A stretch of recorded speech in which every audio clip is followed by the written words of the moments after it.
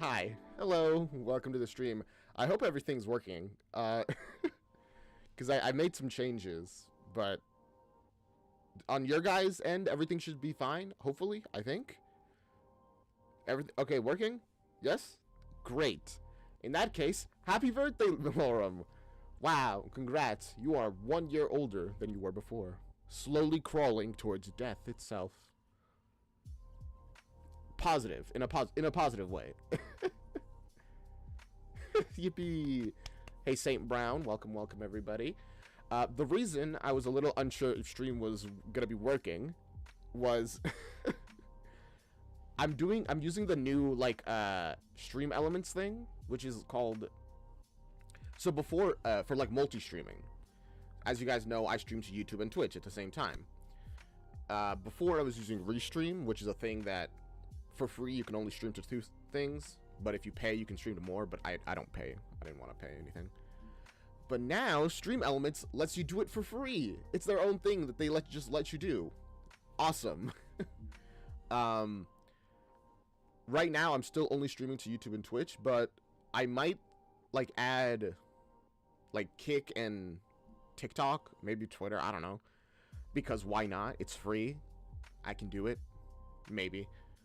I don't know, actually, I don't know if my internet's good enough to do it, but I'll see.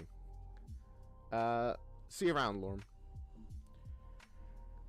We're gonna be doing user-submitted reactions, is what we're gonna be watching today.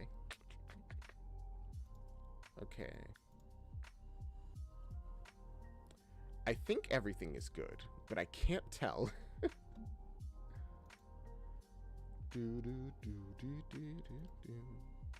Everything's appearing as it should. The chats are updated. I'm just a little paranoid just in case.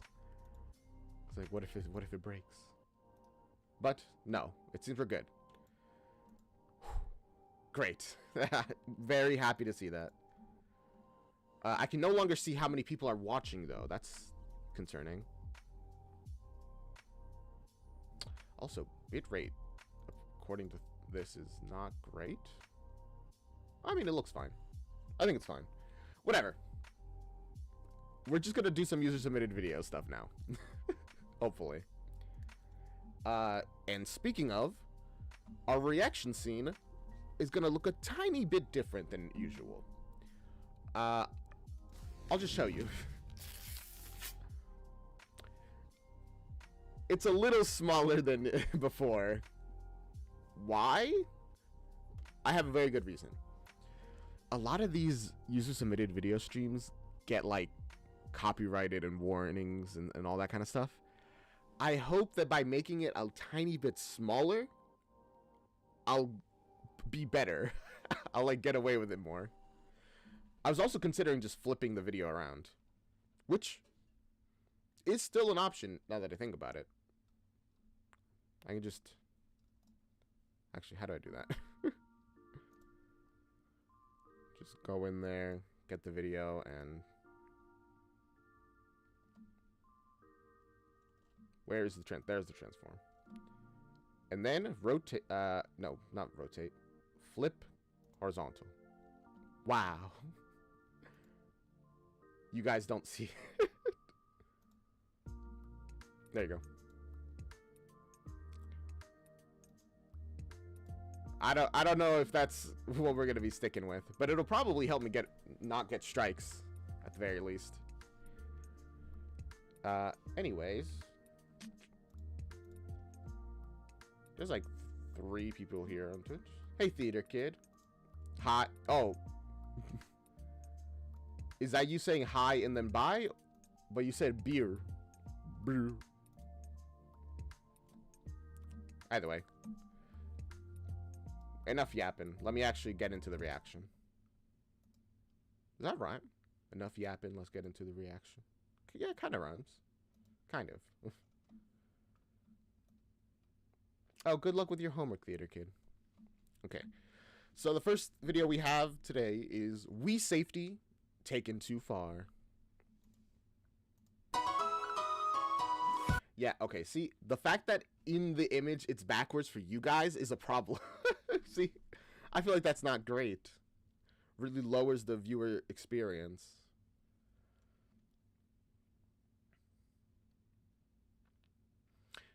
We'll do it. I mean, you know what? I'm gonna put it back to before how it was before, and then we will.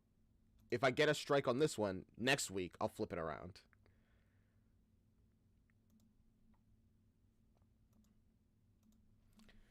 Also, hi Meowish. You're literally in class. Oh, I love it when teachers let me use my phone. I would just play music while doing work. It was so nice. Wii safety taken too far. Nintendo. Actual photos taken from the Japanese Wii manual. Actual photos.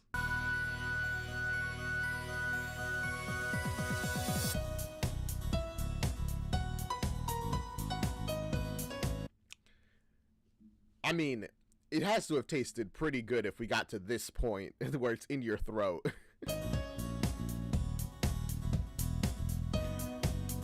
Make sure not to get pwned by your friend when playing the Wii. Oh. That's why you have to step a certain amount of distance away from each other. Sucks to suck, Meowish. Don't hit the Wii with a medieval weapon. In fact, where would you even find one? Hey, you can just buy those online, I'm pretty sure. Like a battle axe.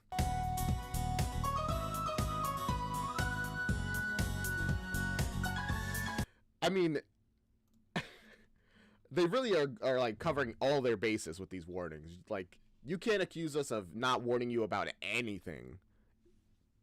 Even this, it's here. Don't let an angry snowman near your Wii. Oh. Just, like, extreme temperatures are bad for it, is what it's saying. Got it. Okay.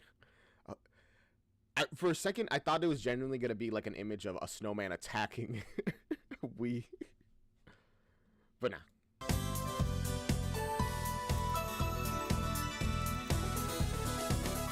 Don't let your Wii console drive. It's not 16.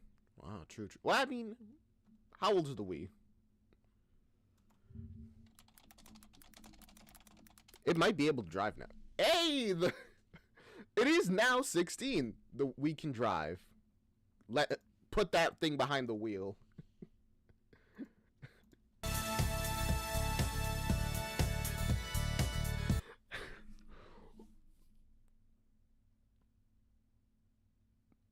I thought that was an exaggeration for a moment. What kind of warning is this? What does this mean?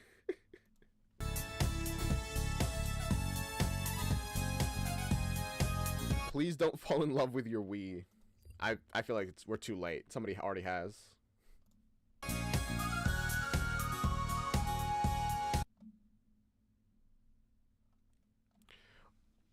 Or wait. Is this about getting shocked? I think. It's not a very good indicator of what it's trying to say.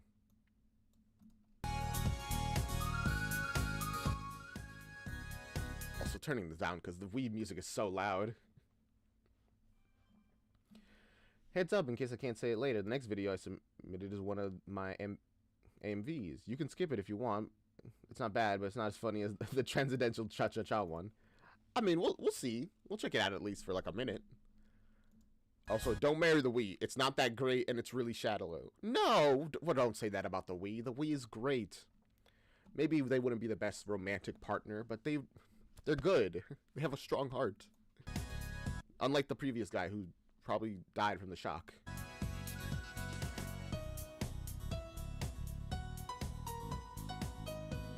I think it's more about... It kind of does seem like it's saying don't marry the Wii. Is it don't use the Wii and drink? Or make bad decisions with the Wii? Even though you think you're really that good, don't play Wii with your feet. You already know not to step on it.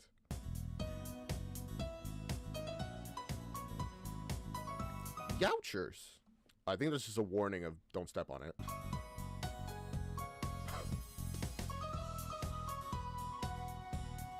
Don't pour orange juice on your Wii, and why would you?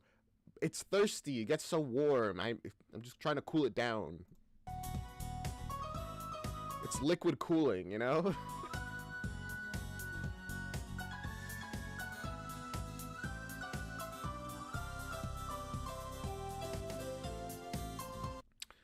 Oh, I see. Don't have your finger in the middle while you're putting it in. You probably won't be able to push it in then, I guess.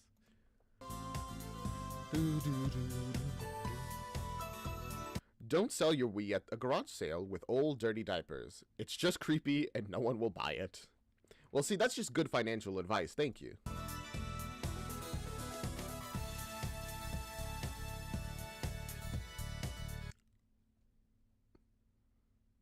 Is it just saying don't throw it out in the trash? Obviously, I don't know Japanese, so I don't know the real context behind these messages. Don't smoke around your Wii. You will give it secondhand smoke, and that's terrible. That's even worse than actually smoking. That's why you don't smoke around children. You'll give them cancer, and it'll be your fault.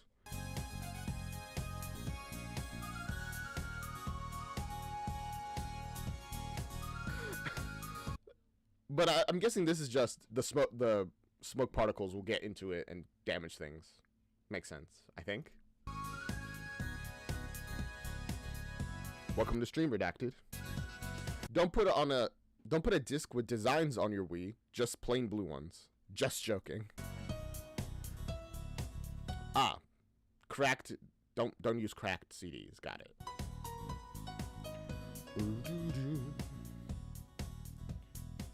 Even though it's called nunchucks, you can't use it to fight ninjas. Not with that attitude. I feel like if you really go all out, you can do it. Who's gonna stop you? The ninjas? Not when you knock them out.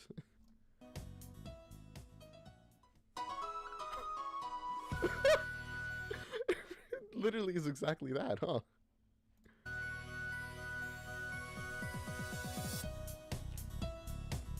The stream title is not updated, I realized. Why isn't it not updated? That is annoying. Give me a moment. Wait. The stream is supposed to be called Show Me What You Got. User submitted videos. Hold on. Boom. There.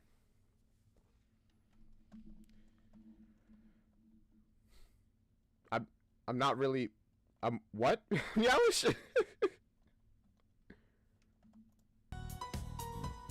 it doesn't matter how bad you are. Don't use 4-leaf clover for luck. That's fair. It probably won't help you if you're that bad anyway.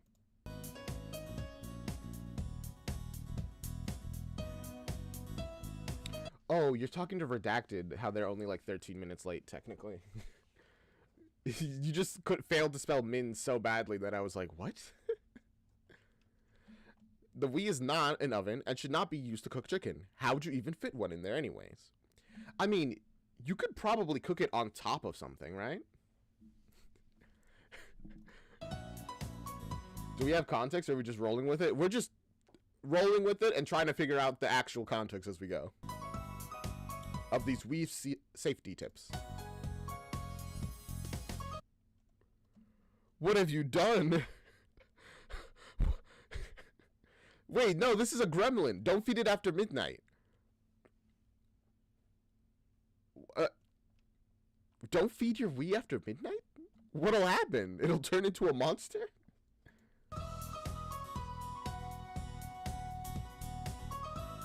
Don't try to kill yourself with the Wii or anything else.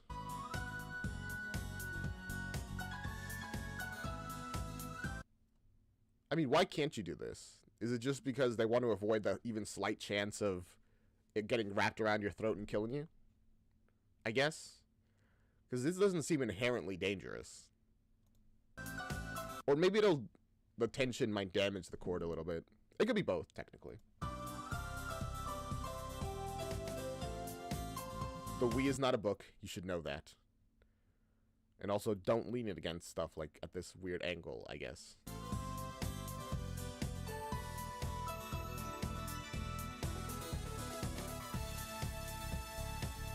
I mean, it certainly can be a funny hat if you balance it well enough. But by that logic, anything could be a funny hat if you balance it well enough.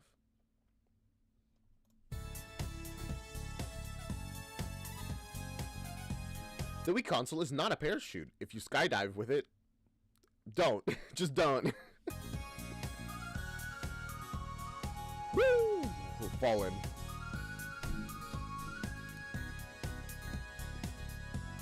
What is the context for all these, by the way? Why were they created? These were in the official Wii safety manual. Why did they just like make all the basic ones and were like, all right, what else can we do, guys? How about, and then just kept going and going, making more and more. Like, why? I don't understand. Oh, your Wii does not need to be warm. It can start thinking for itself and result in a robot uprising. What? Oh. Oh. Yeah, just the warm part. Don't worry about the other part. Damn. Sounds rough. Meowish. Everything is everything if you're brave enough and at least once in your life. We can be a parachute once. It can be inedible once. That's true. I mean, if you eat it slowly enough, it could be more than once. There was that guy that ate an entire plane. It was like a small plane, but he still ate the entire plane over the course of like a couple months. Like, I'm sure he could have done that again if he really wanted to.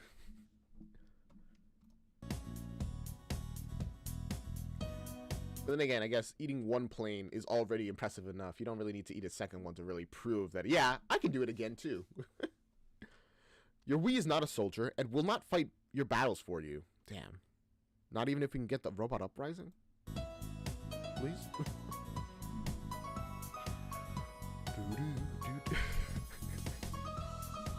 This is what they refer to when they're talking about automated weapons. The Wii console is not a toaster and should not be used as such. It doesn't make very good bread. Yeah, I mean, anything it makes would be super flat, like paper thin, practically. But I mean, I'm sure it probably gets hot enough to toast it. What, Laura? Am I? Maybe.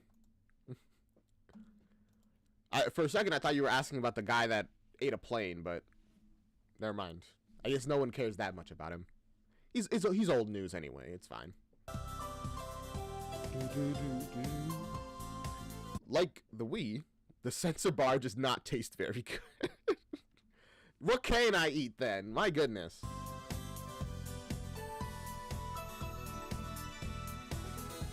I mean, oh wait, no, they're not even talking about the Wii. They're talking about the little, is it plastic? Like the little metal plastic thing that is used to tie it up. That comes with it. It's like, don't use that. That you can't eat it. Unfortunately.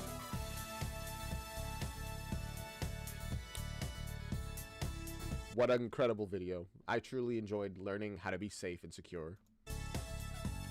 Also, with all the eating ones, I'm guessing this is why for the Nintendo Switch, they made the little chips like bitter so people wouldn't eat them. Which, by the way, just made people want to eat them. There's so many people who had never even considered tasting like a chip, like a game chip, and then because they knew it was bitter, they're like, the little plastic things. Well, you just chew. Wow, incredible. So different. It's a stim. Well, as long as you don't swallow them, all right?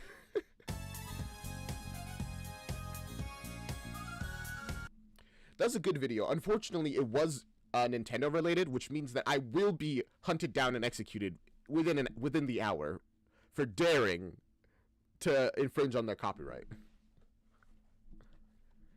All right, next video we have is a Snowbird video called Who's Santa Here? Smosh Mouth Animated. Oh boy.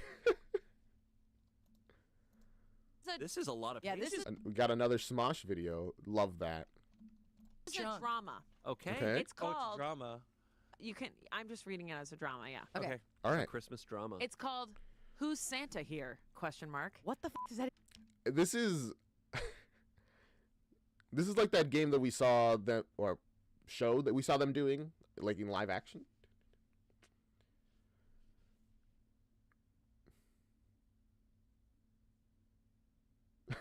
Oof, Meowish. You don't have to go that far. Even You're gonna find out. Written by Amanda Lehan Kento. Oh. All right. Angela Bussin. Hair in 2 little tiny cute braids. This is Santa Claus. How could you say no to them? Gripping her puppy mug and wearing a full-on Santa outfit. Beard and all. Wow. I'm grateful. Merry almost Christmas, biatches. Oh my gosh. He is massive. Buff Shane, who's married to Courtney now, slowly walks up to Angela. Very important lore for the story. He looks nervous and deadly serious. Hey, Chica. What? Chica? You didn't hear? Angela giggling and smiling wide, not understanding that he is not f***ing around. Hear what? Like my outfit? I'm Santa. I thought it would be fun and cute. Everyone's gonna shit a Buff Shane is about to murder Angela. brick when they see me. Buff Shane, who's married to Courtney now, Gotta keep mentioning that. puts a hand on her shoulder. No, baby girl. Stop. No one's going to be shitting anything because... Angela rips his hand off her shoulder and gives Oh my gosh. Am I saying gosh? Gosh. Gosh. Blah, blah, blah, blah, blah. Why can't I speak English sometimes? My goodness. It just ripped off his arm. I don't think they literally meant ripped off, like tore his arm off her shoulder. But I like that they made it literal. him the middle finger. What do you mean, Buff Shane? You're scaring me.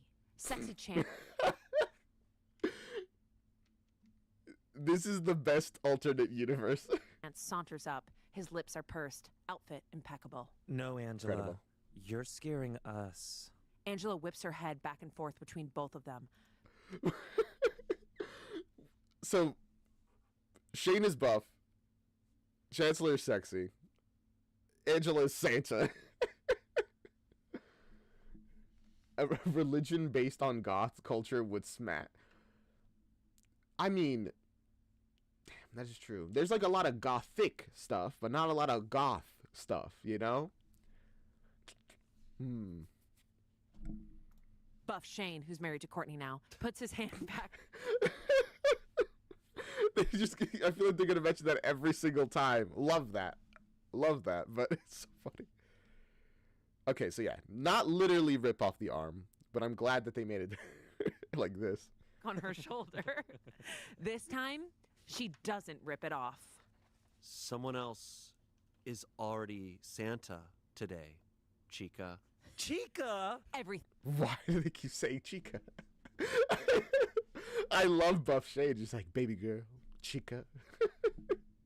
Thing stops. The world halts. The moon cracks wide open. Yeah. Emily, super far away at her desk, says to no one in particular in a Texas accent, "Oh my God."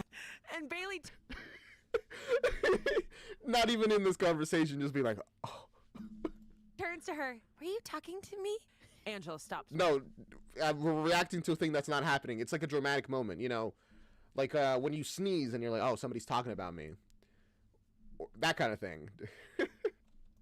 Breathing for one whole second.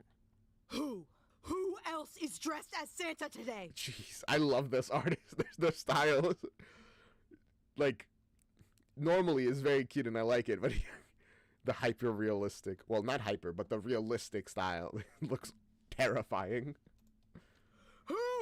Who? Sexy Chance and Buff Shane, who's married to Courtney now, shake their heads. It's Out of nowhere, we see big, tall mother Amanda strolls over to them with her Mother Amanda. out. what? What? Your is out. Amanda. What? Where is the story going? Oh wait, let me add that. With her super big out. Oh.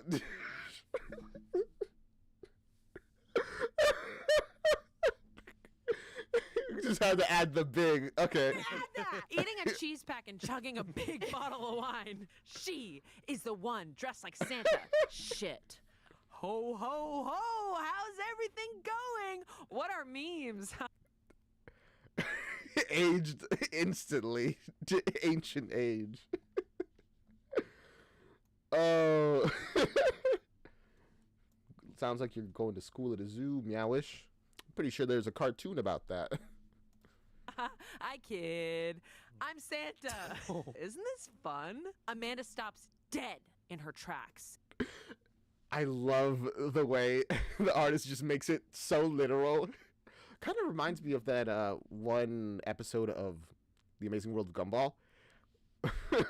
Where they find this book where everything you write inside of it becomes true, but in like the most literal sense. So like, you know, all the flowery words and like stories and fanfic, which like they're blue orbs, and the eyes just become blue orbs, stared into their long, luscious hair or whatever.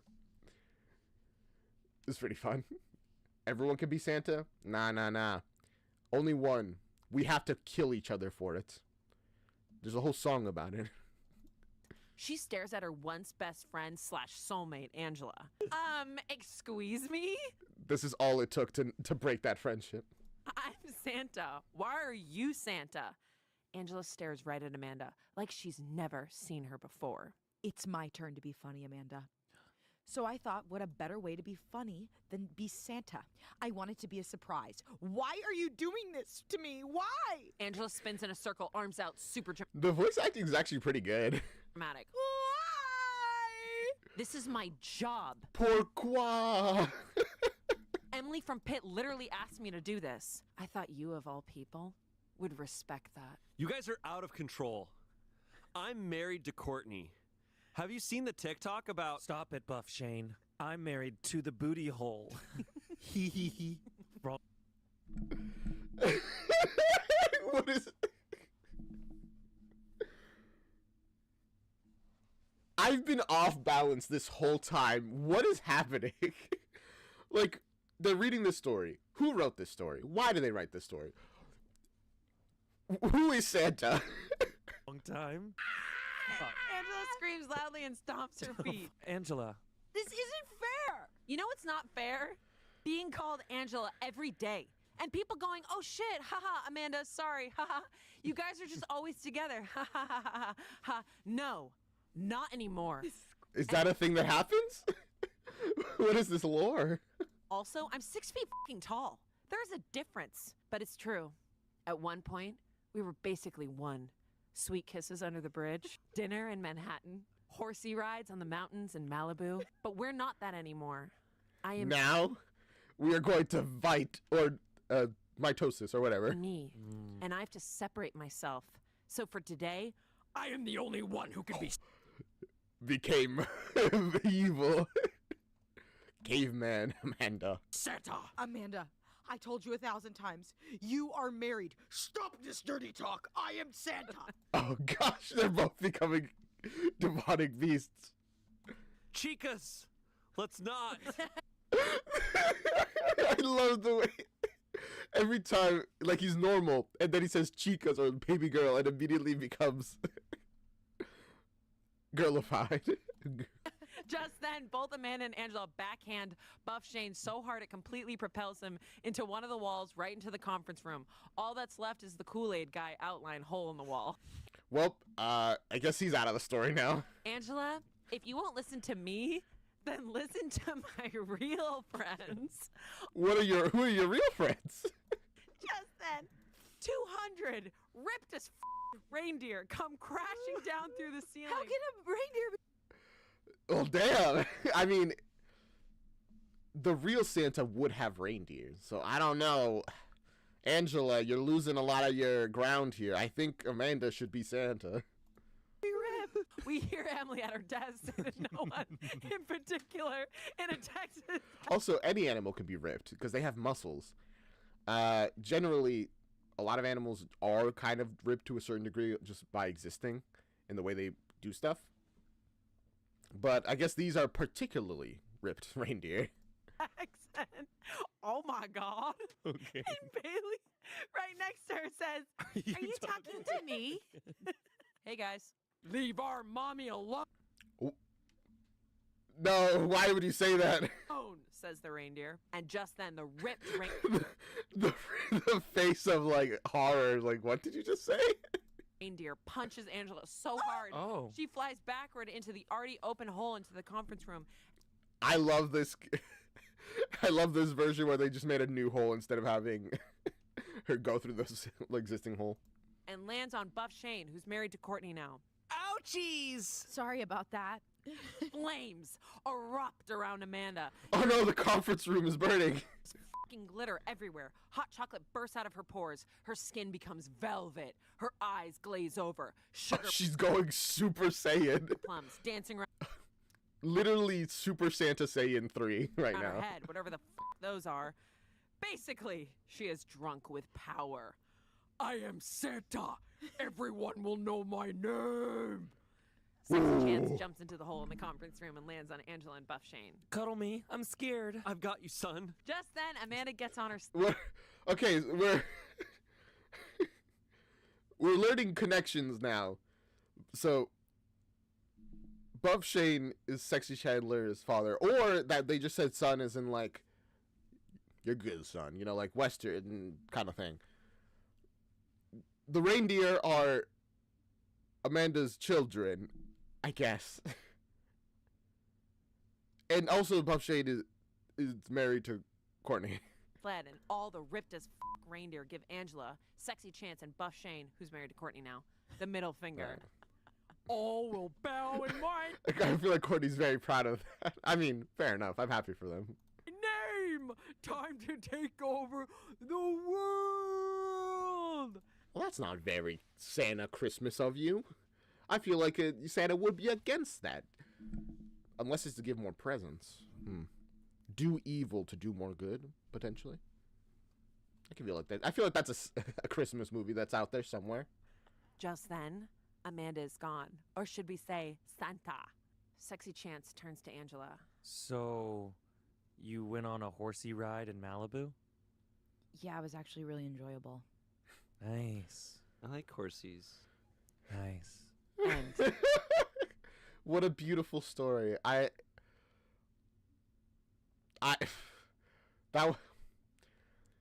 was so much happened, and I don't know why, but it was good.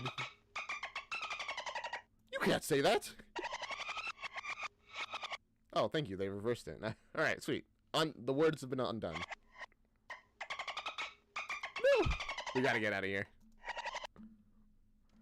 All right. Next, we have something from Meowish.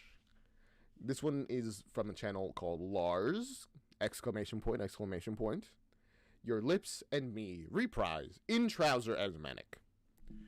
A song from In Trousers, I love that. Well, my husband divorced his wife last week and he was dying to play the clown. So he kissed the two boys, the bird and me, then flew off with Whizzer Brown. The neighbors love me, they say I'm a fool. The song from when he went off with Whizzer. And they went to Florida or wherever. But I'm just practicing my calisthenics and the golden rule. I'll be brave, dear. You go on digging your grave, dear. I love this art style. The backgrounds are pretty well defined for an animatic. Movement is slightly above average in quantity, if nothing else. Love that. I didn't know it'd make you lonely. I thought you'd agree. But Ooh, that was nice. The little petal folding off the flower. It's pretty smooth as well, actually. But The little bounce. The little bounce and animation is literally... I didn't realize how important it was. It really makes everything feel smooth if you let things bounce a little bit before they rest. But when I saw your lips and they didn't belong. But when I saw Damn, the animation from before was good, but now they're really going all out here, huh?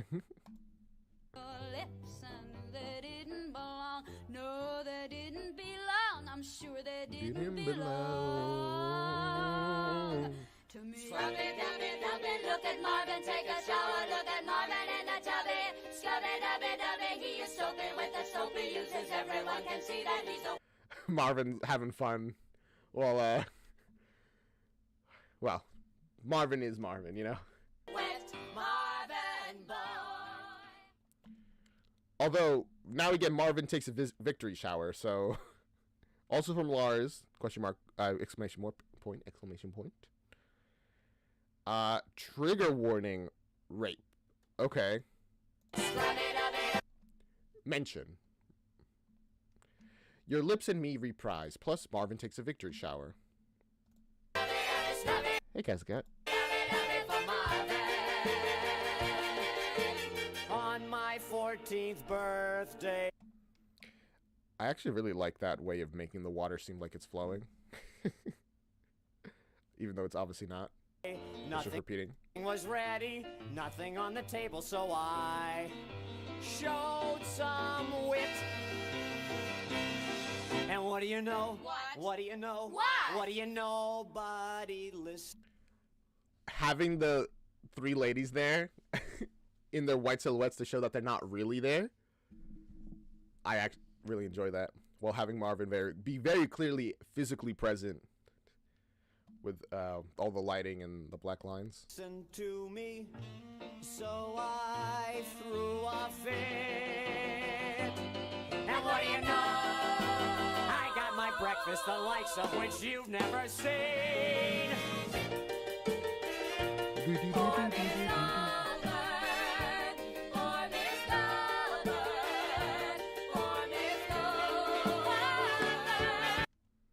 Poor Miss Goldberg. I blew out the candle in a single breath. Then I thought of love, then I thought of death. Then I made a deal. What was your... Oh, not a wish, a deal. Interesting. What did you dream of? I'm so sad they didn't add this in the 30 college production. I was thinking about that. I was like, I don't recognize this song at all.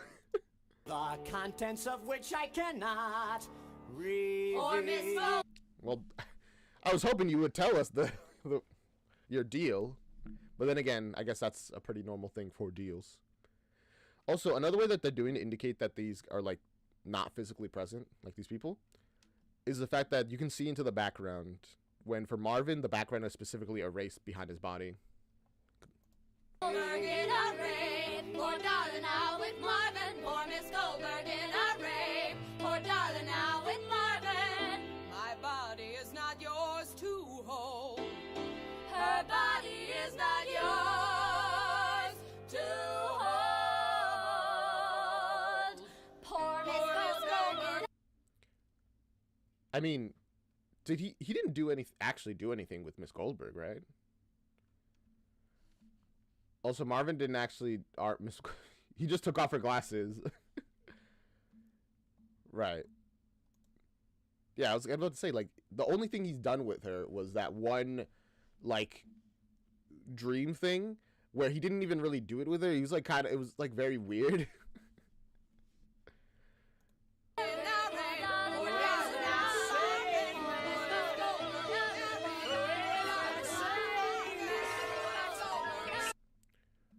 I feel him stripping away. I felt him die in my arms. His charms were blank, not for me. We lay in bed. He played. Oh, this is the lyrics of one of the songs.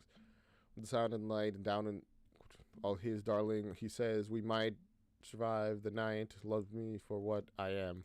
Oh,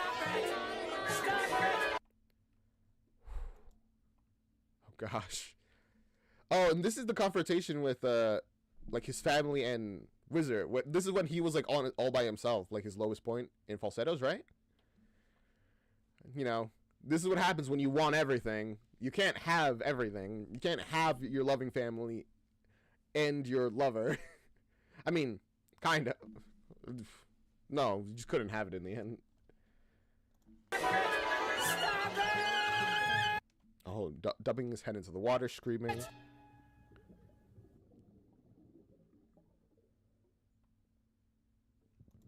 And they all are gone, and he's left alone.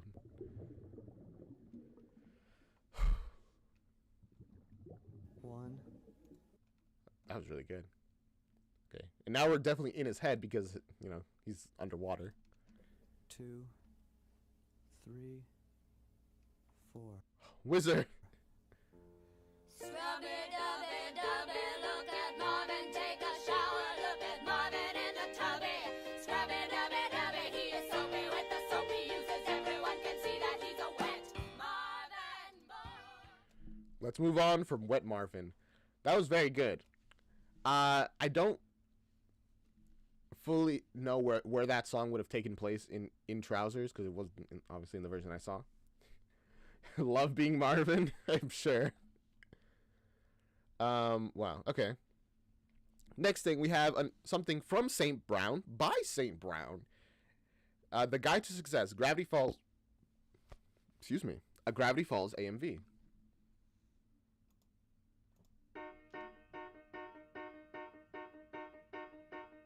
I don't know the Guide to Success, though. I don't know this song. I love that you are loyal, love that you got passion, love that you take noble stands. Kid, really I do. Is Bill Cipher the one who would be singing this? Really I do. Do you? But loyal isn't business, passion isn't prudent. You're not allowed to make demands. Kid, really it's true.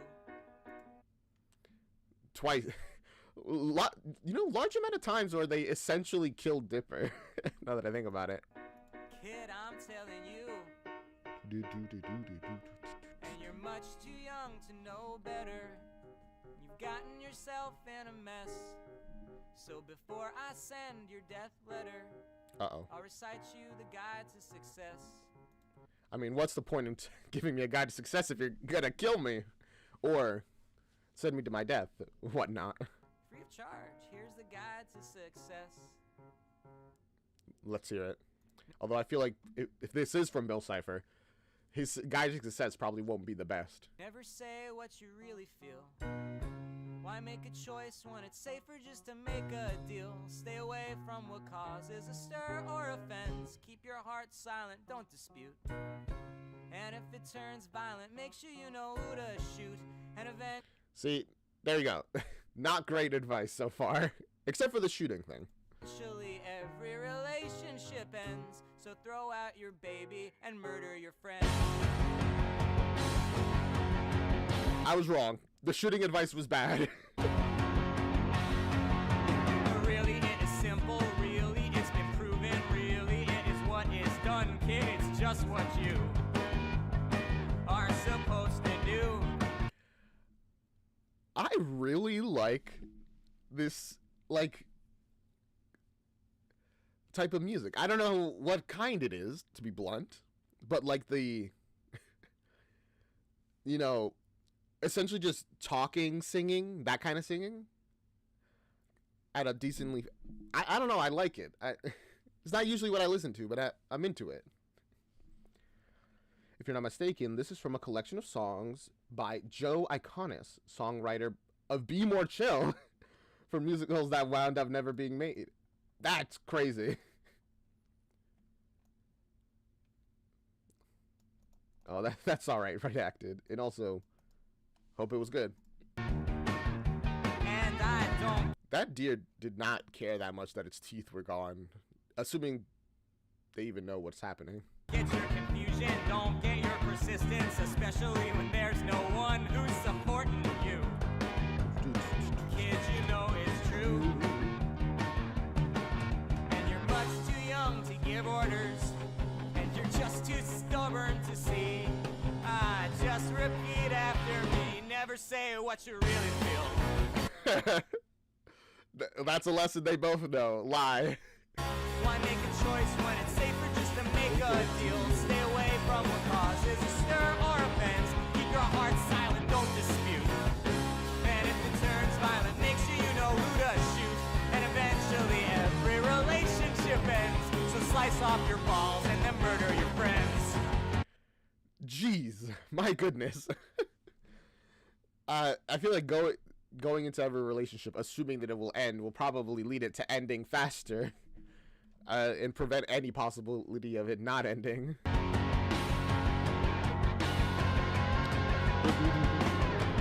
And I think you need to think about what you're doing with your life. And I think you need to think about why everyone hates you. No, people don't hate you.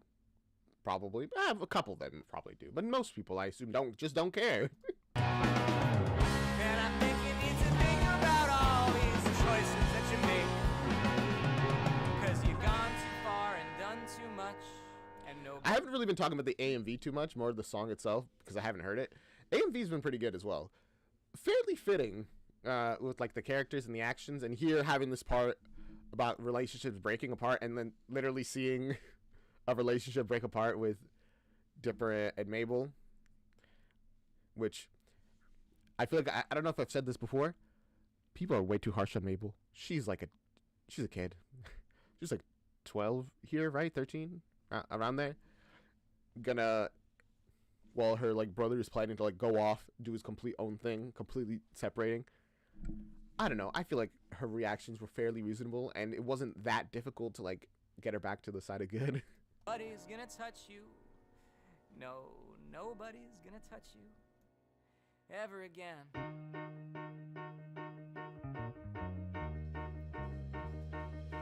So you wielded your attack fist, and now you're on the blacklist.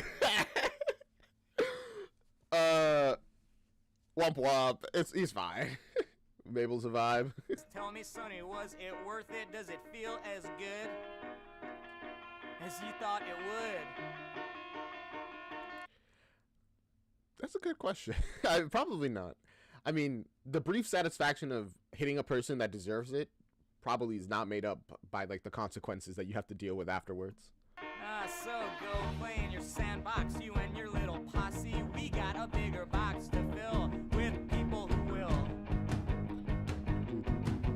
kill. And go and shout all about us, that we're cold and old and unfair. Perfect descriptions of Bill. 'Cause we may not know what we're doing, Womp. or each of us a millionaire. So really, kid, we don't really care. Nah, they're just having fun creating chaos and despair. And we've got some wisdom to share. Exploit everybody who helped you. Put all of your faith in swine. Kiss some ass, it'll pass, and you'll be fine. Literally, this feels exactly like the kind of thing Bill would say to somebody. The exact kind of advice he would give. Young man, exploit everybody who helped you. Put all of your faith in swine. Kiss some ass, it'll pass, and you'll be fine. Young man, exploit everybody who helped you. Put all of your faith in swine. Kiss some ass, it'll pass, and you'll be fine. Young man, fine. Young man, fine. Young man, hey, never say what you really feel. By making choice when it's safer just to make a deal. Stay away Also, the make a deal is very appropriate considering it's Bill. That's his whole thing. from a cause. Is a stir or offense. Keep your heart silent, don't dispute. And if it turns violent, make sure you know who to shoot. And eventually every relationship ends. So throw out your baby and murder your friends. Ignore all your feelings and murder your friends. And don't be a baby, don't make a fuss. And hopefully one day you won't murder us. I mean, I feel like if you've pushed me this far, I hope I will kill you at some point. I think the main misconception people have with Mabel is that she's too immature, but that's because their main point of comparison is Dipper, who wants to grow up as fast as possible, while Mabel wants to be a kid for as long as possible. Genuinely, very good accurate analysis of their characters. They're both kids. One just is fine with being a kid and wants to stay a kid, and the other hates being a kid and wants to be an adult. Neither is wrong. They just both have things they need to learn. The helplessness of pleading to someone who does not care because they simply are not and will never be affected thanks to their privilege will never care is too real. Whew. Guide to Success. What a great song. I'm probably going to check that out again on my own later at some point. Gravity Falls was such a good series. Genuinely, probably still one of my top 10 shows, like, ever. There was talk about there being a third season, right? But I don't think that ever happened. Or if it's going to happen, it'll be in the future.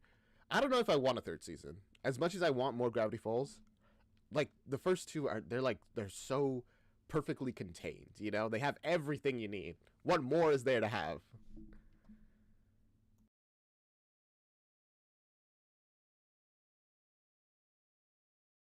All right. We are moving on to a video by Jane Bird called Game Changer, but it's just Brennan doing the most. Silliness incoming, let's go. Oh boy. Brandon, I think that's you. Okay, Hi. hold on one second. Oh my God. I'm not Brennan, but I was just saying hi.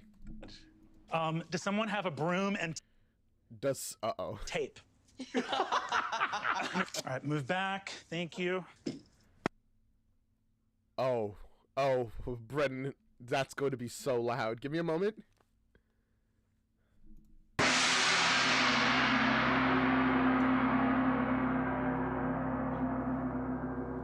Where's my point, Sam? Written. It's I mean, you could tell that's exactly what he was thinking. That look straight at him. Where's my points? Whew. This is all the same episode, by the way. Brendan, that was very loud. Ellie! Yes. The creator said he told a story and doesn't want to beat the dead horse. No, that's the right expression. Yeah. Okay, so there was just rumors about a third season, but it's not actually happening. I can appreciate that. As he said, the story is told. There's nothing real like else to do. Like, no more mysteries. And like, sure, you could make a new mystery, but I don't know. I think just let sleeping dogs lie. I'm just gonna use all the animal sayings today. I'd like to answer the question. Brennan.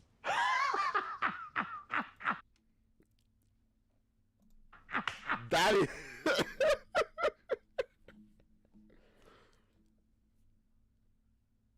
correct. I'd give points for that if I That's the love question, right? It wasn't that like, answer. go make the biggest sound. It's asking who. No, wait. no way.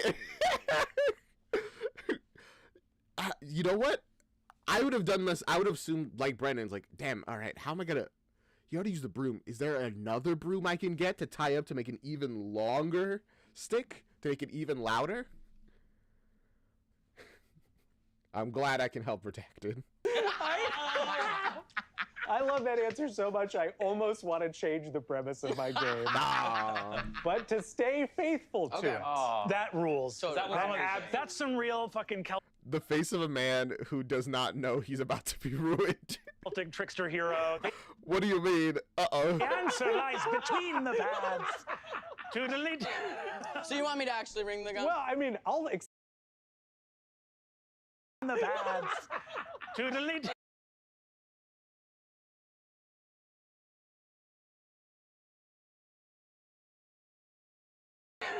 So you want me to actually ring the Oh, dang it, I muted. I was like, last known moment of Brendan having fun this episode. So it's just downhill mentally from this moment. gun? Well, I mean, I'll accept that as your answer, but it won't win.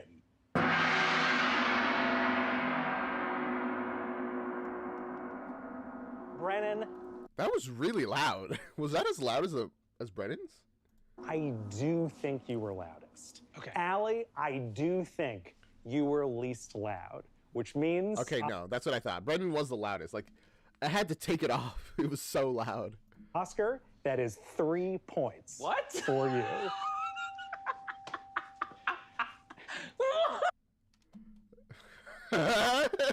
What?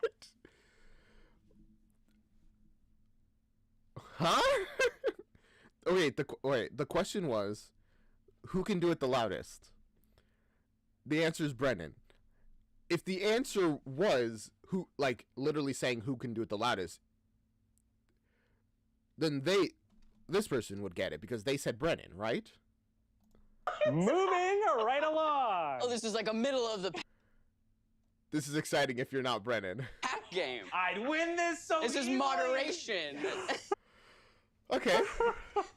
Brennan is Excellence never digesting pays, this huh? badly. I don't know what I did, but at some point, Sam looked at me and went, "This guy, I need to rattle his belief in doing your best." I mean, from what I know of Brennan, he's always doing his best. So I can see why he would decide that, like Sam. But I'm going to tell you this right now. If the goal of the game is to be middle, I'm going to lose so fucking hard. Ominous It's foreshadowing. going to blow your fucking mind.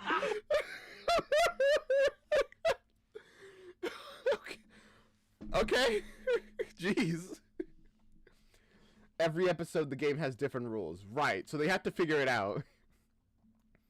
Also, losing too hard is bad if it's supposed to be middle of the road. Because if you lose too hard, then you get last and you don't get points. Exactly, Redacted, like you're saying. So you were first out, so you keep getting first. Yes. Congrats. I'm so angry. Now, Brennan, why do 20 push-ups? Here's the deal.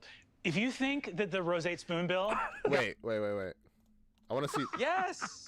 Congrats. What's the so question? angry. Who can do the most blindfolded push-ups? Okay. Brennan, why do 20 push-ups? Here's the deal. If you think that the Rosate Spoonbill got to me, don't give a fuck about A bird? birds. What I do give a fuck about is trying your best every time. And your best is not going to be is going to be the wrong thing here, I think. And so long as I am on this stage and drawing breath, you can good and goddamn believe that I will be trying my best in every challenge. Wow. I can set my own standard for what success looks like, and it So Brennan's just not even going to try to do the middle of the road thing. Okay, got it. always looks like trying your best. Kids, stay in school. You are allowed to What a PSA. Beautiful. Clap, clap, clap. approach this game however you see fit. Thank you. Save your appetite, Brennan, because it's time for an old-fashioned pie eating contest. Who can eat the most pie in 1 minute? Oh, I think I'd do so good on this. Well, it depends on the type of pie. If it's good pie, I can eat it fast. If it's apple pie, What? I'm just gonna let Oscar and Allie know you're competing with each other. Why? Because I'm gonna eat all that pie in 1 minute. oh, okay. Has anyone ever competed in a pie eating contest before? Yes, I lost and I broke one of my teeth. Damn, he wasn't kidding that he always goes all out, to the point that apparently he chipped a tooth. I chipped a tooth once, very slightly. It was like a metal fork. I don't remember why it happened. And I don't remember which tooth I chipped slightly. Like one of the ones at the front. But it was a very slight thing, and at this point I don't even like notice it at all. You'd be awesome at this, Miash. Yeah, kids, stay in school. Let's put 1 minute on the clock. I mean, there's worst face. There are worse fates. Jeez, speak English. Have some diction in your tongue. That sounded weird.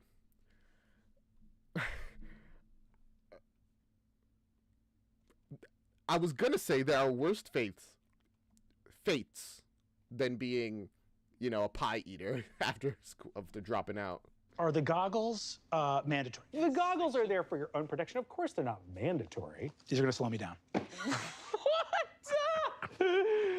And 3, 2, 1, go. Bon appetit. Oh, God.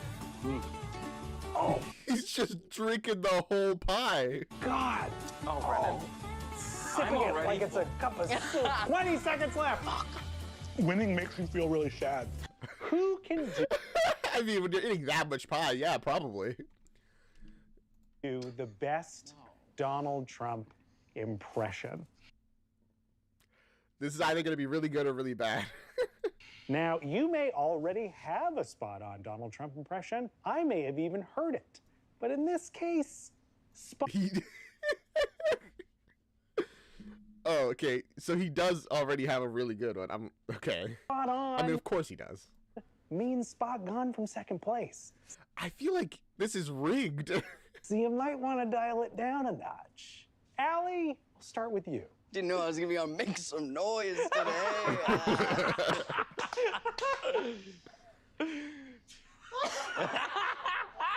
You gotta set up the pose, get into it, you know, be possessed by the spirit of Trump. Really big shoe. Donald Trump doing Ed Sullivan's catchphrase? Brennan. Hello, hello, hello. I love it when you curveball. Here it is. I'm assuming he made it bad on purpose because that wasn't Trump at all. I'm Donald Trump, China. What world are we living in which 3 alternate universe Trumps come into a room. All of them want to build a wall. Allie's impression was the best of them? Here's the problem, Brennan. Despite your attempt to throw that... Do you think I was attempting to throw it? Yes, I've seen your Absolutely. impression. No. What was the strategy? Look, you have to do us all in a row, but we're comedians. Yes. So whatever the second person does creates the second point in a line, which creates a pattern. And the third person cannot resist their comedic impulses to build off of the first 2 points of information. So I knew that if I did one better than Allie, Allie would win, because Oscar would want to put a tail on it. You're not just playing the card. Whoa. He's like mega braining it. And honestly, I think he did it because of the 3 of them, I would put him like middle of the road. I would say Allie's was the best, his was second, and then the other guy's is the worst. Damn, that was massive brain. You can do the Croatian president impression so good that your friends send her a voice message of... I thought it was him. Bro, that's crazy. Why? What did you say? Cards you're playing the other players. Wait, are you playing me? I'm playing poker right now on my phone. It's time for a dance. Wait, did he get a point for that? Dance challenge. What? Who could do the best 10-second dance? Here's how this is going to work. Wow. I'm going to divide you into 3 teams of 2. Allie and Brennan. Oh, no, okay, Brennan has gotten points. Okay, so they didn't say it, but I think they got points for that one. Brennan and Oscar, Allie and Oscar.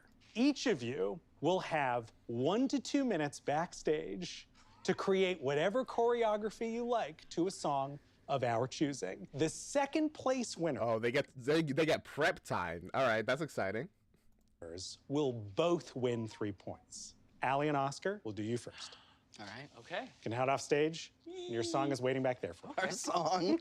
Okay, we're ready. Incredible! Wait, both of them are going. What? Is Brennan just gotta do it on their own? Very efficient players. And a 3, and a 2, and a 1. Okay. Okay. Strategizing. What? Damn.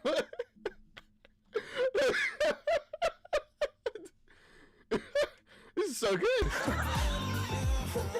And that's it. That's pretty good. That's how you... That's peak. I'd put that up at peak.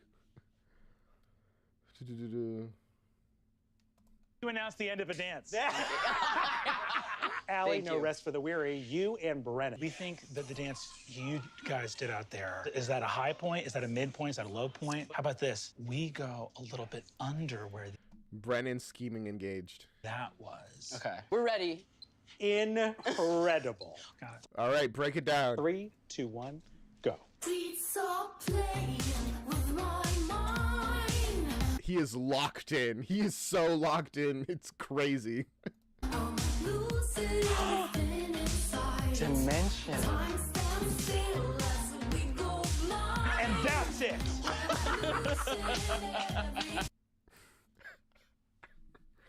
I don't know. Would I put that at worse than the other? I think it's better only because Brennan went like so hard in his movements, like so good. I kind of feel like that one was the better one. Wow, players. That's right. That's right. That was hot. Thank you. That was hot. That might have been a little worse. Yes. What? Brennan and Oscar, Might have been. I would have said it was a little better. that's you. Ready? Let's do it. Let's go. We're doing this 3 times. 1. Yeah. So I can go down while you go And I up. yeah, let's do that. I think we're ready. Wow. This is gonna be so good. I overheard a little bit of what was happening back there, and I'm excited. Here we go. And a 3. Is And it to the same music? a 2 and a 1. I'm sorry. Dance is a sin. Dance is a sin. He's sabotaging. No, this is the betrayal. The apology right before is like, so you don't deserve this, but we're not getting through. I have to win. Dance is not right. Do not dance. No. And he's still kind of going. No. You know, in an artistic sense, this is a pretty good dance. Shows how society chains you down, locks you up. And that's it. Who will forfeit the most points? forfeit the most points? The points as they stand now, Allie with 15, Brennan with 12, Oscar with 18. All right, the game is fairly even right now. Decide on your number and write it down on your paddle. The player to forfeit the middle amount of points My God. will not lose those points. Oh, that's difficult, actually. That's really rough. Okay. I don't think anyone is gonna forfeit more than half of their points. Half of their points plus 1, I think, is the maximum level that people are gonna give up. No, but at the same time, they're gonna know that other people will give up, will try to get the middle points. So, and I'm assuming other people will have the same logic. No one's gonna give up more than half of their points plus 1. So probably everyone will go around 4. I would put 4. Other than that, there are no points to be gained this round. Can you pick 0? You absolutely can. Can you pick negative numbers? No. No, you cannot. I Dang. will disqualify you if you do negative points. So you are 6 We're gonna try. points. We'll see. You're 6 points behind. I'm 3 points behind. And then there's the question, isn't there? Which question is that? The question at the heart of this episode. You've Uh-oh. He's about to monologue. made an idol of mediocrity, Sam Reich, of trying to skate by with a half effort, and I won't stand for it. I know what I'm putting on the paddle, and I need no collaboration. What are you gonna do, Oscar? Well, we He's about to sacrifice all of his points. Welcome back, theater kid. don't want to put the same number because then. Yeah, because then we lose. Yeah. But we know Brennan's gonna put 0. Yeah. He's gonna write a long speech, and at He's the end of already it will be writing a a speech. 0. Oscar. Yes, I have wagered 3 points. Bold move. Okay. Allie. 0 points. I would have lost. And he would have won. And I would have lost 4 points. I mean, after they said about 0 points, of course it would have brought the average up. I was close though. If I had put 2, I would have gotten it. 0 points. Brennan, if your answer is somewhere in between, you win this round. What have you wagered? You can have my points when you pry them from my cold, dead hands. He really just he filled up the whole thing with a speech. I would no sooner surrender my points than I would surrender my life, my heart, my sacred memory of all that came before. My points tell the story of who I am, where I've come from, and what I've done. You shall not have my points, negative infinity. Disqualified. I told you. You dropped this. That negative numbers would not count. Allie, you are the winner of that challenge with 0 point sacrifice that keeps you at 15. Oscar, sacrificing 3 points, brings you down from 18 to 15. The scores at the end of our game: Allie with 15, Oscar with 15, Brennan with 12. What's happening is wrong. Putting Brennan Wait. in second place. Brennan, you are the winner of... He's so angry. I hadn't even realized. Wait, he is like, as soon as I saw this, they were like reading out the scores. I'm like, Brennan wins. His mediocrity succeeds. This episode, Brennan, come take your stance. Silver. Up on your pedestal. Brennan, the king of trying just enough. Oh, the disrespect is crazy. Man, they went all out. Silver medal, second place, flower. King. The king. Oh my God. Speech. The king of mediocrity. Speech. All right, Brennan. We know this is hard on you, but tell us, how do you feel about your triumphant victory? There is nothing wrong with second place. What the? Your best effort Immediately switching up. He's like, what? is all that anyone's asking for. And if you give your best and you come in second, you come in third, you come in last, it's not about winning or losing. It's about giving it everything you've got. Now, Sam has... This has become like a PSA. He's like walking to... He's approaching. Built a monument to devilry and chaos. I deserve second place. I came in second. A monument to devilry and chaos is crazy. Immediate being like, this is wrong. And to reward me for second is wrong. How dare you? The only crime that's been committed here is that Oscar and Allie deserve first. We should be applauding them for getting more points. But in this sick rodeo, this...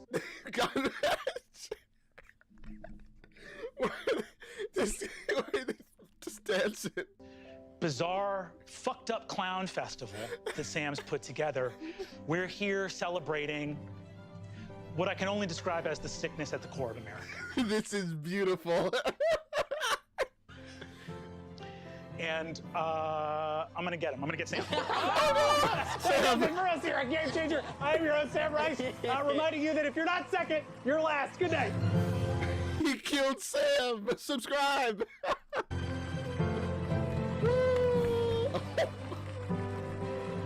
Oh God. This kind of feels like the end of the Amazing Digital Circus 1. I don't know why.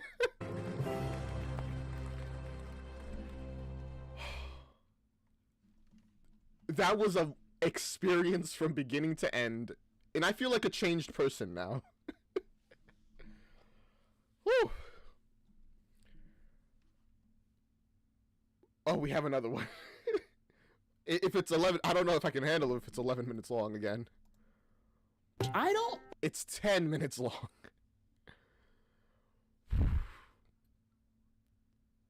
But it was good, so. Particularly like winning.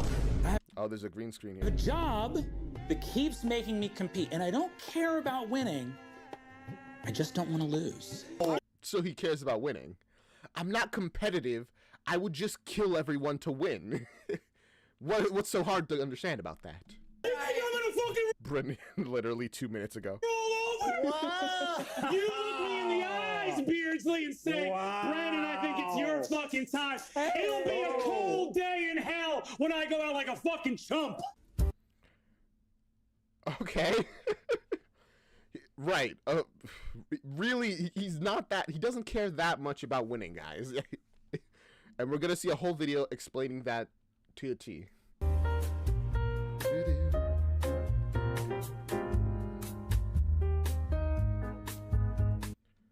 Oh, this is where his reputation comes from? Alright. In fierce competition with very little at stake.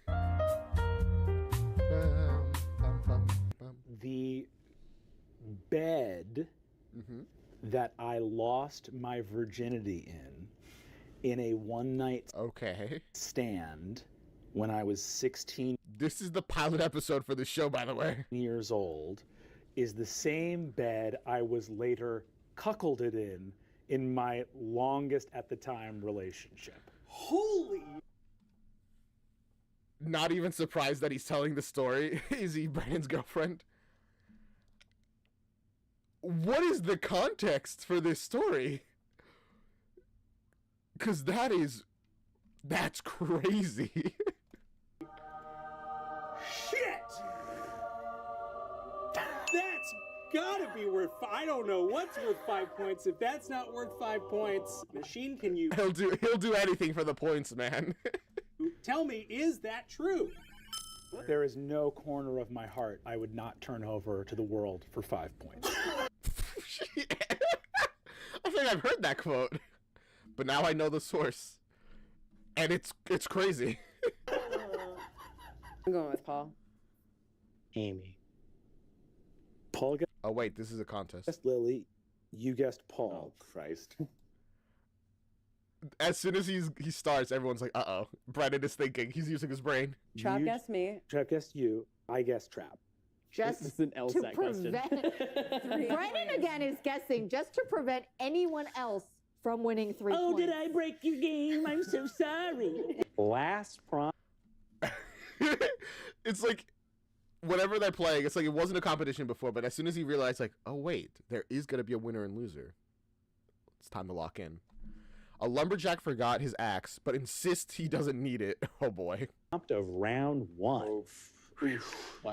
Brennan's real feelings about our loosey-goosey point system. It wouldn't. Uh-oh. Uh-oh. Take anything away from angry monologue mode activated. The show to just do real points. And here's the thing. All of us are afraid of the rubric that we're trying to find for why someone gets to. But here's the thing. You're not The confusion on the other guy's face, like, huh? protecting him in his feelings, because at the end of the day, Sam makes an arbitrary decision to give the ear to someone, and it still hurts every time. There's real pain behind those eyes. So what are we protecting anyone from exactly? We have either an arbitrary system, or we have a system where we actually have some kind of rubric. Everyone else being like, "Ooh, yikes. Ooh, whoa." I mean, I kind of agree with this. Like, if it's arbitrary, you can't even justify it to yourself. Because, like, oh, what's even the point? I thought I did great there, and I deserved the win. And then I didn't get it. Right? For who did the best job. And at least in one space, I love the memes. You can protect your emotions by saying, I can try harder next time. There's no way in this system to try harder next time because you're at the whim of a bit.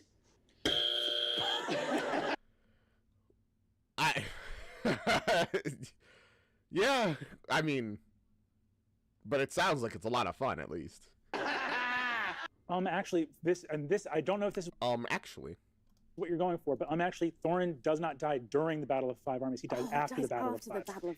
Now, that's true. Oh, I know the actually show. I actually watched this because I'm a nerd.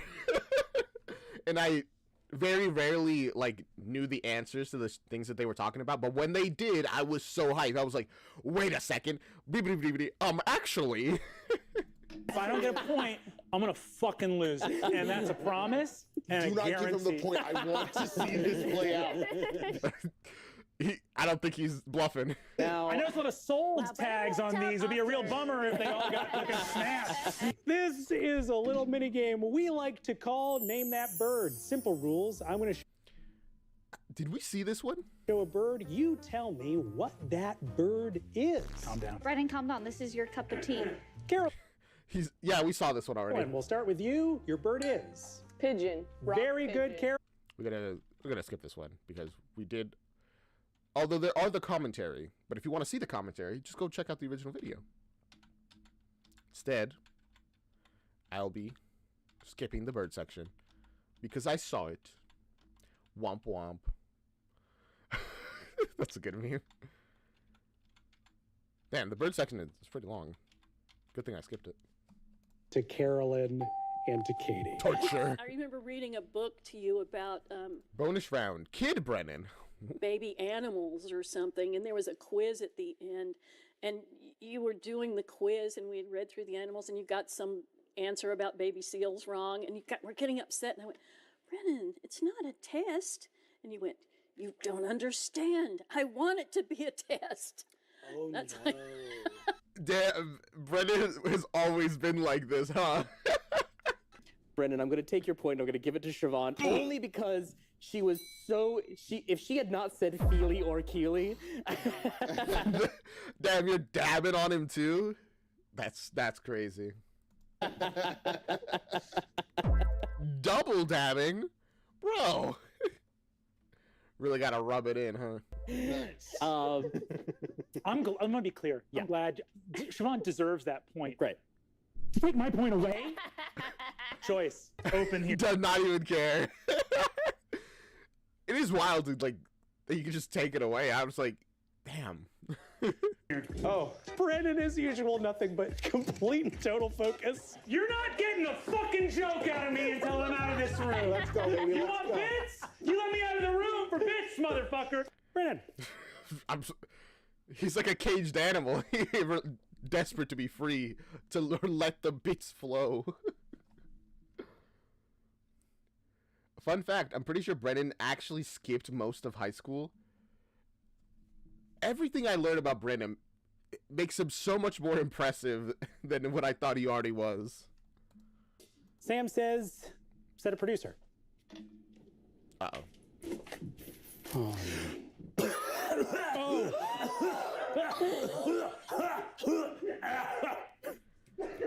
Bro, I mean, that seemed very upsetting. I guess no one wants to get sick on set, and at least like if you're sick, cover up your mouth or something, you know? That would be upsetting. Now that was an audible gasp. This was filmed in 2021. That was during the height of the pandemic, right? That absolutely would make everyone upset. Literally hid behind the podium, too. Oh boy. How do you one up that? What could be worse than that? I think that goes to Brennan. Would do anything For what? To win anything. Yeah. Just a single point. It's all. He'll do anything for it. That point goes to Brennan.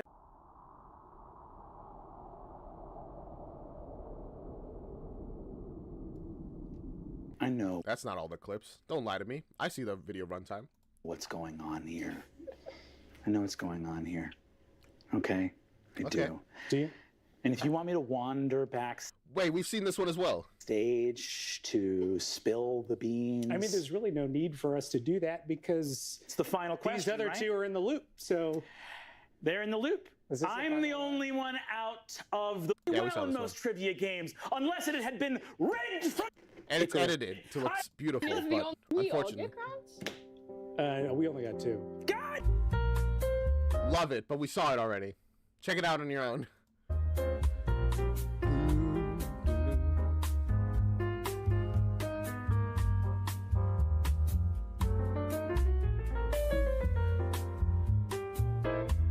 Anyway, that was fun music. Next we have this video. We'll have to open in another thing. I saw it apparently. I've seen all these guys. This is the mouse OC character from this person. You just send the whole playlist. Whatever. We can watch Defying Gravity, OC Animatic. Damn, I didn't have a like on this. Wait, by who? I'm sorry. It didn't say. by Rambo. Isn't that a Minecraft YouTuber?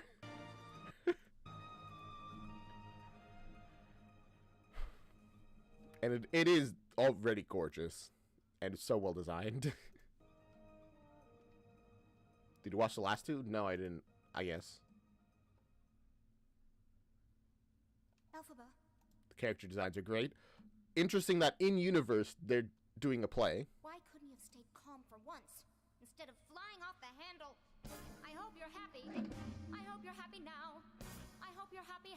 Oh, now we transition into the universe of the story. I love that.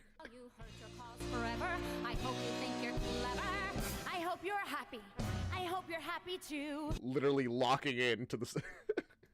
I hope you're proud how you would grovel in submission to feed your own ambition. So though I can't imagine how, I hope you're happy right now. I like her like lashes.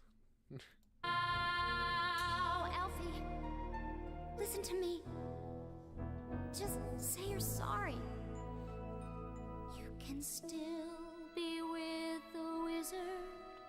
What you've worked and waited for, you can have all you ever. Still be the wizard, right? So based off of the little I know about Wicked, I'm guessing this is where Elphaba, whatever her name is, leaves the good side, I guess. Although I'm pretty sure they're evil in like the actual musical. End of Act 1, right? Or at least not good. I know. Not really? Damn, completely off. I don't want it. No. I can't want it anymore. Grimoire. A book of her magic spells.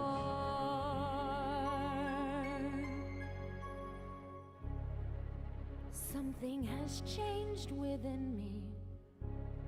Something is not the same. Okay. I'm through with playing by the rules of someone else's game. It really does feel like a goodbye song, though, is kind of what I was assuming. Too late for second guessing. Even the pages are detailed. I mean, not with words, but the drawings. Too late to go back to sleep. It's time to trust my instincts. Close my eyes and leap. It's time. The animation is so smooth here, bro.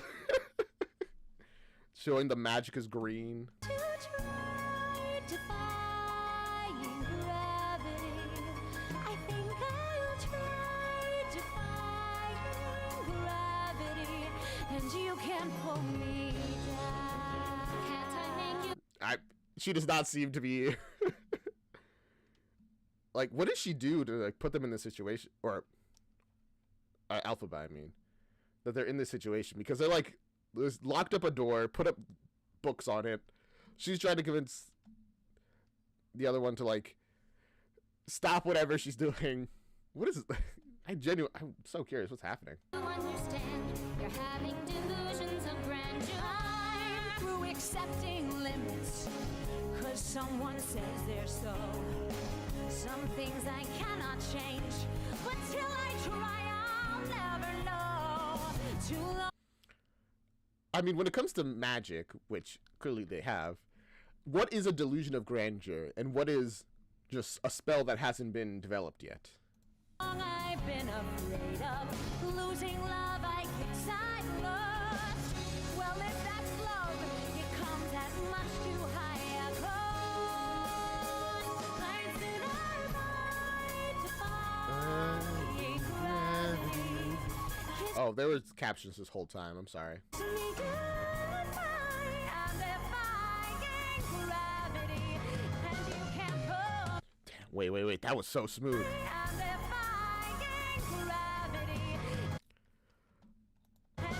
I knew they were going to pull the broom. I mean, that's a classic witch thing. And very well set up, because we saw the broom already leaning there.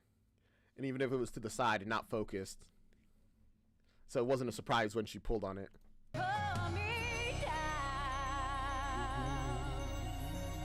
Glinda.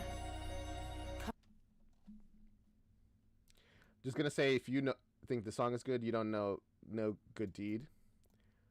I actually listen to No Good Deed Goes Unpunished. That's like the only song from this musical that I check occasionally. Like, I have it on a playlist. Everything else, I don't really look into it. But that one song, I have it because it's good. Come with me. Think of what we could do together. Where are you going? Unlimited. Together. It's so good, but spoilers? I mean, I'm spoiled, I guess. We're Her hand's shaking. together we'll be the greatest team there's ever been. Glenda, dreams the way we planned them. If we work in tandem, there's no fight we cannot win. Oh, I mean, I guess she's on board. She seemed very against it before.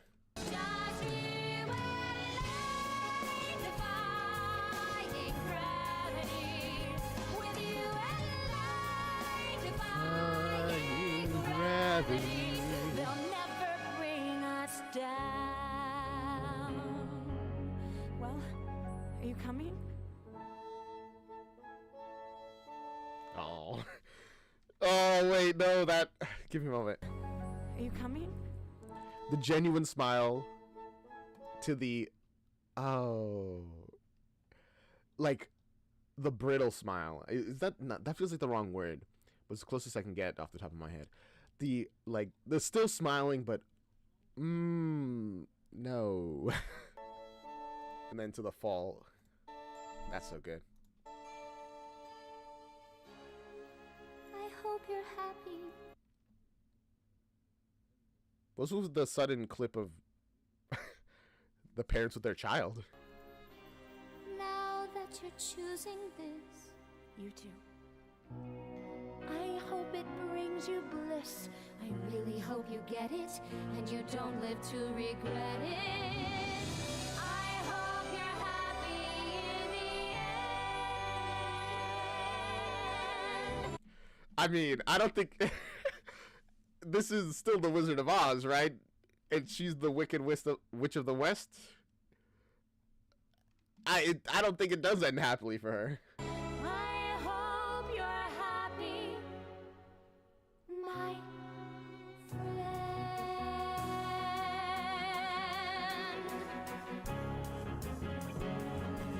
Oh, damn. They were here to kill her.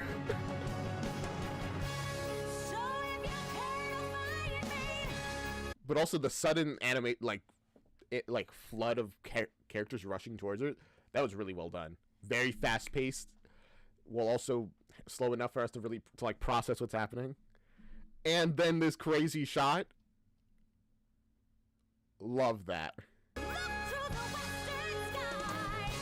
someone told me lately, everyone deserves a chance to fly. And if I'm flying solo, at least I'm flying free. To those who ground me, take a message back from me. Tell them how I am defying gravity. Is the fact that she can fly, is that like an unusual thing? Because there's very strong focus on defying gravity and stuff. Like, is that not usually something people with magic can do? Also, hi, Inkate.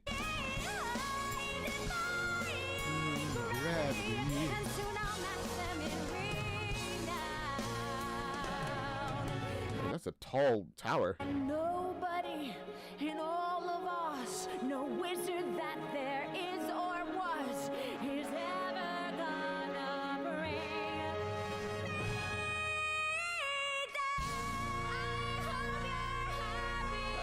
Did I really watch this? Because none of this seems familiar to me.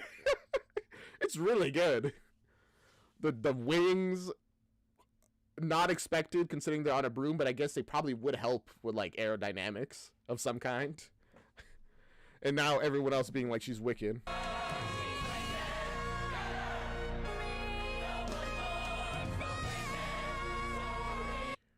What did she do, man?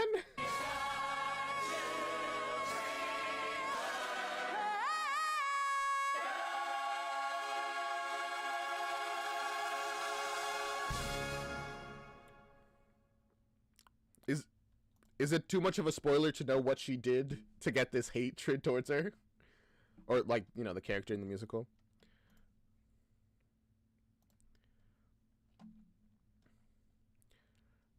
Apparently there's 2 more in this, like, playlist, which is Wait For Me, a Hadestown song, which I've never watched Hadestown. I don't think I've heard a single song from Hadestown, ever. And then a Hamilton song, which I definitely have heard, Yorktown. Do you guys want to check them out? Or do you want to move on to the next thing? Doo-doo.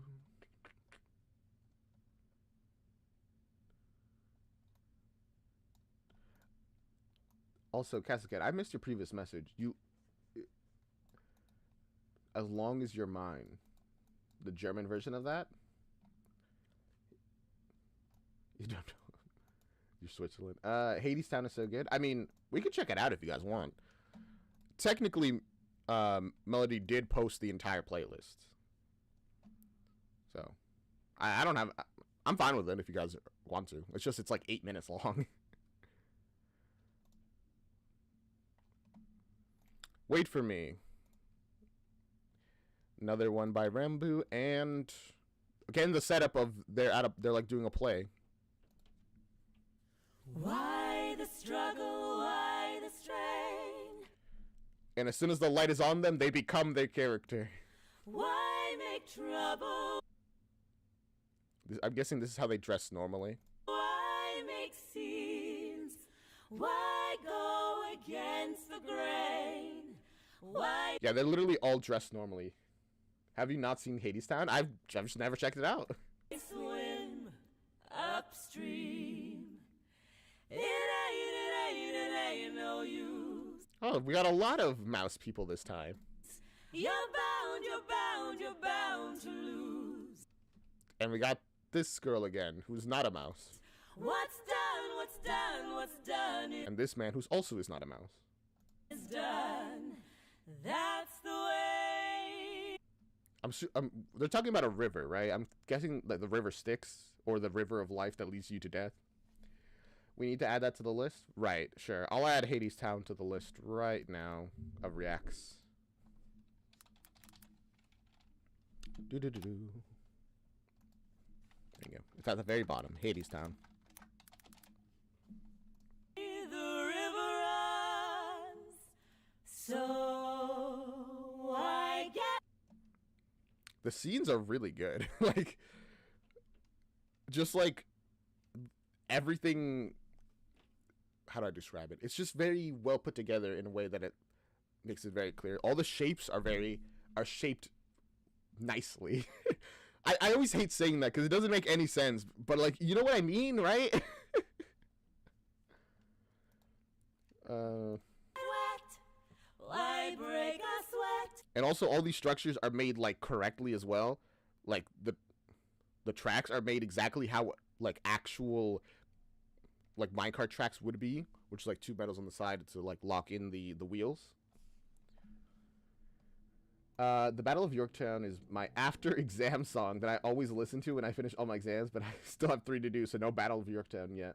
I mean, you'll get a little taste of it early. Why waste your... We're seeing a lot of things. Are we like going from the underground up? Because now we were somewhere deep. We went upstairs. Now there was water. Now we're in the mines. Precious breath. Why beat your handsome brow? Nothing changes. Nothing. We've been fully a cappella right now, which is very curious. I'm wondering when the music's gonna come in, like the background. Changes. If it is gonna come in at all. Nothing changes. Oh, the lighting also. Impeccably done. Very dramatic. Lights up only when it needs to. Anything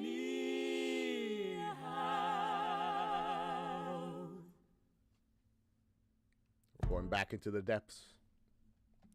Meow cat plus meow back is what? Is gonna be on my grave because that line is better than anything Shakespeare. What is that context? Oh, Hadestown. It's a lot more industrial than I expected it to be. Which, I mean, I guess the underworld has to modernize eventually with the uptick in the population.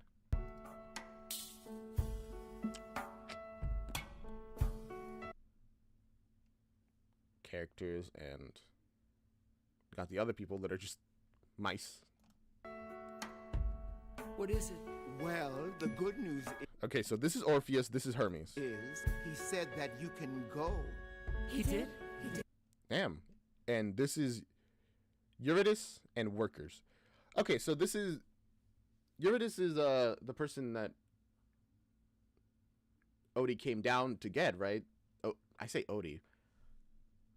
Orpheus. Sorry, that Orphe came down to get, which is their muse, you know, their love. He did. There's bad news, though. What is it? You can walk, but it won't be like you planned. What do you mean? Why not? Well, Is this when you're gonna be learning that you can't look back at them? you won't be hand in hand. You won't be arm in arm, side by side, and all of that. He said you have to walk in front, and she has to walk in back. This is an interesting version of Hermes. I'm used to Hermes being very like the epic version, who is like, you know what I mean? Very dramatic. This one is almost somber. Why? And if you turn around to make sure she's coming too, then she goes back to Hades Town, and ain't nothing you can do. But why? Why build walls? Make folks walk single file. Divide and conquer's what it's called. It's a trap. It's a trial. Is your love strong enough that you can do this one simple task? We'll have to see. Do you trust each other? Do you trust yourselves? We do. Well, listen, brother. Then there's nothing to worry about. You'll be fine. If you want to walk out of hell, you're gonna have to prove it before gods and men. Okay. Are the workers just gonna be there as well? I mean, can't they be like, nah, you guys are fine. They're still here. Can you do that? We can. All right. Aight, time to go. Mr. Hermes, Yes. it's not a trick. No. It's a test. Jeez. I love that, like, shadow over him. I mean, I can see the concern. It does feel like, is this a test? Or are you just trying to mess with us? But I mean, as long as you trust her, it'll be fine, right, Orpheus? Wait for me, I'm coming. I guess right now they can look at each other, but after they step through that door, it's keep your eyes off each other. Hermes in Hadestown is more of a father figure to Orpheus. Okay. Wait for me, I'm coming too, I'm coming. Show the way so we can see. Show the way the world could be. If you can do it, so can she. If she can do it, so can we. Show the way. Show the way. Ooh, I love that little as the door like opens. Not the sound, but just like the look of it. Really industrial. The world could be. Show the way so we believe. We will follow where you lead. We will follow with you. Show the way. All right, time to march through the underworld.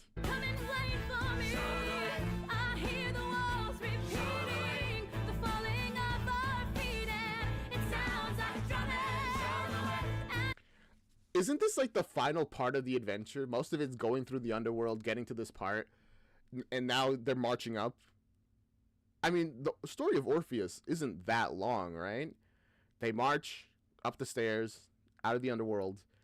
Then after Orpheus has stepped outside, he looks back before Eurydice looks back, like has stepped out. Right? Isn't that it? I wonder how it differs in Hadestown.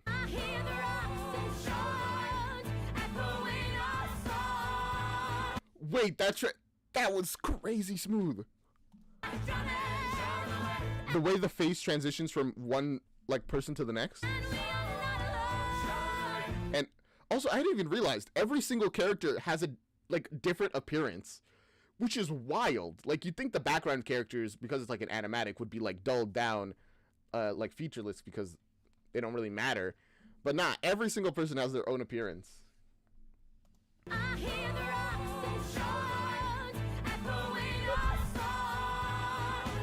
That was crazy.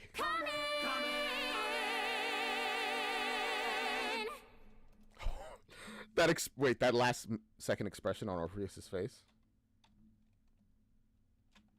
Jeez, they're stressing crazy about this. I don't think they believe that this isn't like a trick.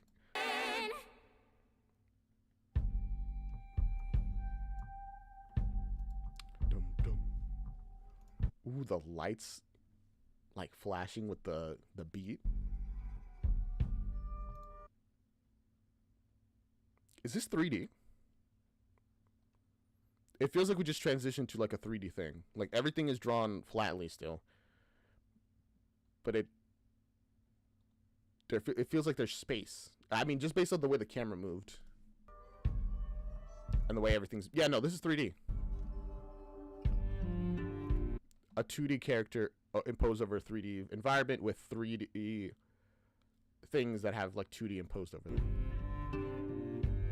Not a negative, by the way. It's just me acknowledging what it is and like processing it. You can kind of see the textures as well, like warping. Probably because not particularly used to being 2D. Well, their story is long enough to write a 3-act opera, so I guess it's not that short. I mean, you know what? Fair enough.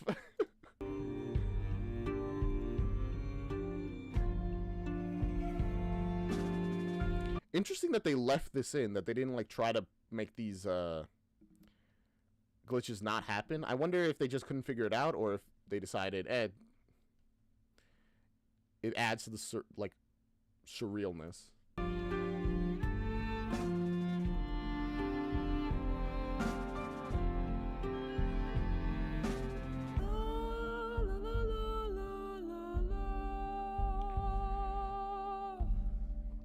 We don't see Eurydice behind him.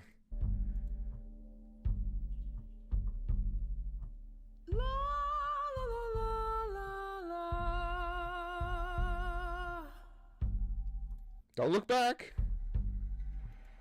Just hold on to that flower and keep walking forward.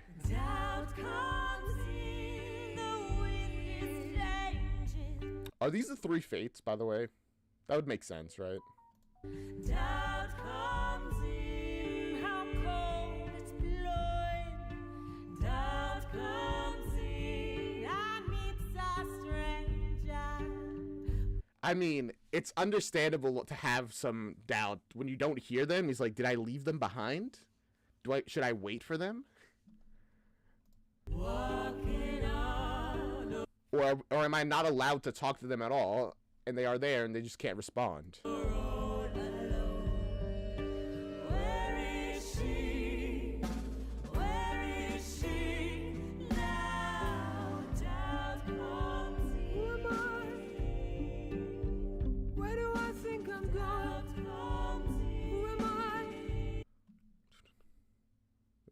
Before Eurydice died. Why am I on the lawn? Who do I think I am? Who am I to think that she would follow me into the cold and dark again? In life, was Orpheus like ignoring Eurydice for his music? That's kind of weird considering Eurydice was his literal muse. And she died from the cold?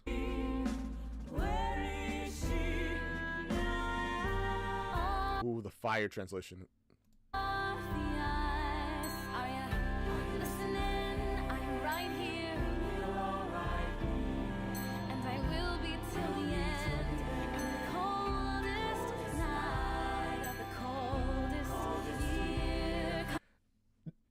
saying. Eurydice is totally like happy. The difference is crazy. Orpheus is like having this like panic of, oh gosh, of course she didn't follow me. Well, she's just like, nah, this is chill. I mean, I guess it's easier for her because she can literally see him there. And apparently hear him, or maybe not. But he can't hear her and doesn't even have like a visual to keep him inspired.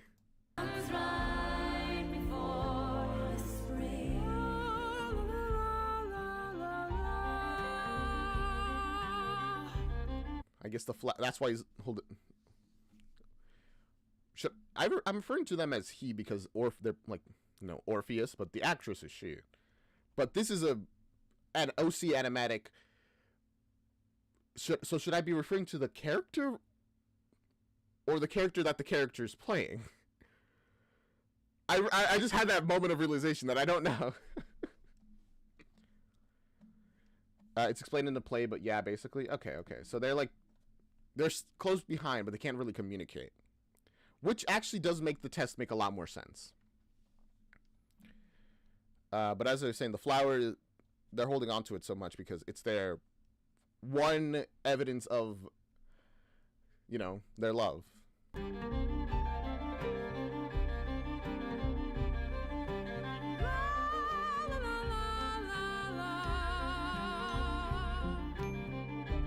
Getting on the boat is wild because, like, do you wait for them? Do you just go? What if you leave too early? I guess that's part of the doubts, right? Who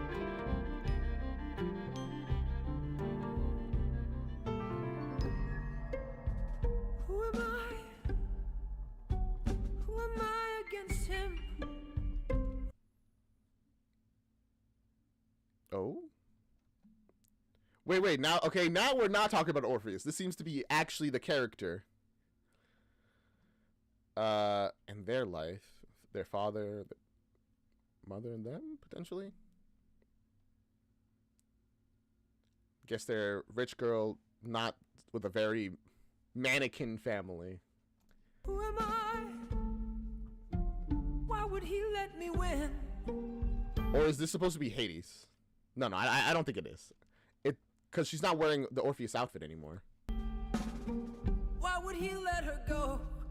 Who am I to think that he wouldn't deceive me just to make me leave alone? Doubt comes in. Is this a trap that's being laid for me? Doubt comes in. And there's the thing about Greek stories. The gods are assholes, but they do what they say, and you just have to trust them. Which is unfair in every regard, right? Because it's like, oh, I just have to believe you, essentially. Let's go, I guess. Even though they're known for not being very nice and fair. Is this a trick that's being played on me? I used to see the way the world can be. But now the way it is. But it being a trick does make a lot of sense. It's like, why would the gods let me, you know, take a person back to life? They're so against, you know, breaking the cycle of life and death. Why would they allow it? This is all I see, and where is she? Where is she now? Orpheus, you are not alone. I'm right behind you, and I have been.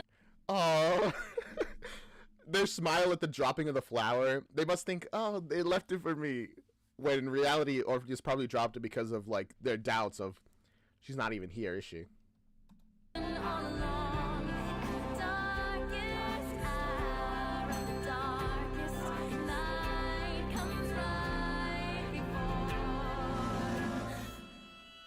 And here's Orpheus turning around right at the last minute when they're so close to being free.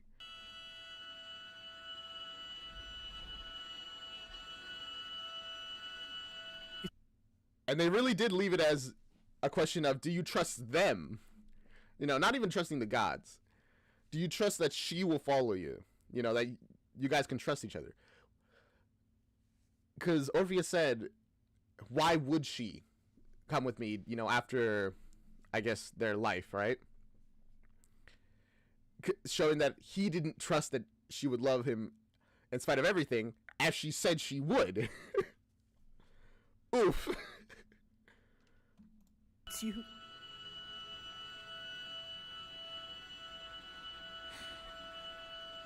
It's me. The very hurt expression, damn.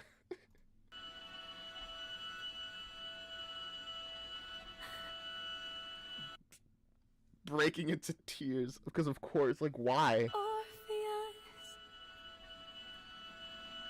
Eurydice. And like that, they are separated. Because you didn't do what you were supposed to. Womp womp. Whew. That was good. That was really good. Then we have Yorktown, which I guess we're going to watch it as well. I didn't expect to be watching Ranboo's little series, but sure, why not? I have a like on this, but I haven't watched it. It doesn't even have the line indicating that I watched this.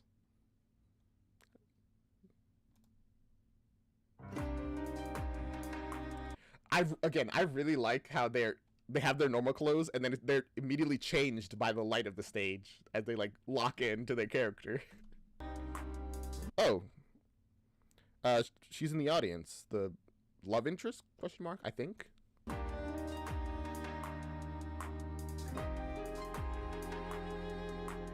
No other mouse characters. Oh wait, no, she's still a character. Who is she? Why are the subtitles in a different language? Oh, misclick. They're in Korean. Oh, because they don't have English. Damn. Oh, the rest of the rebels are like mice people.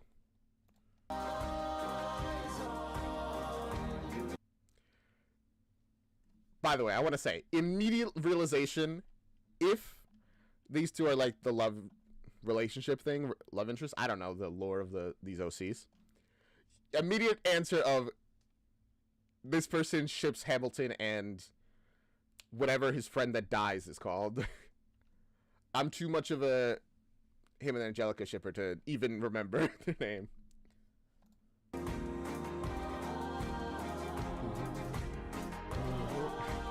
You know what? That's actually really fair. I'm sure most of us know the lyrics to Hamilton.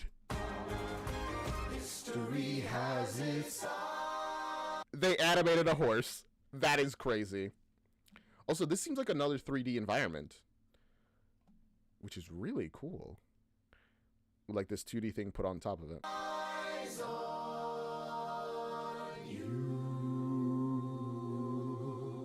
Damn, they're aiming that cannon really well, considering how much it probably weighs.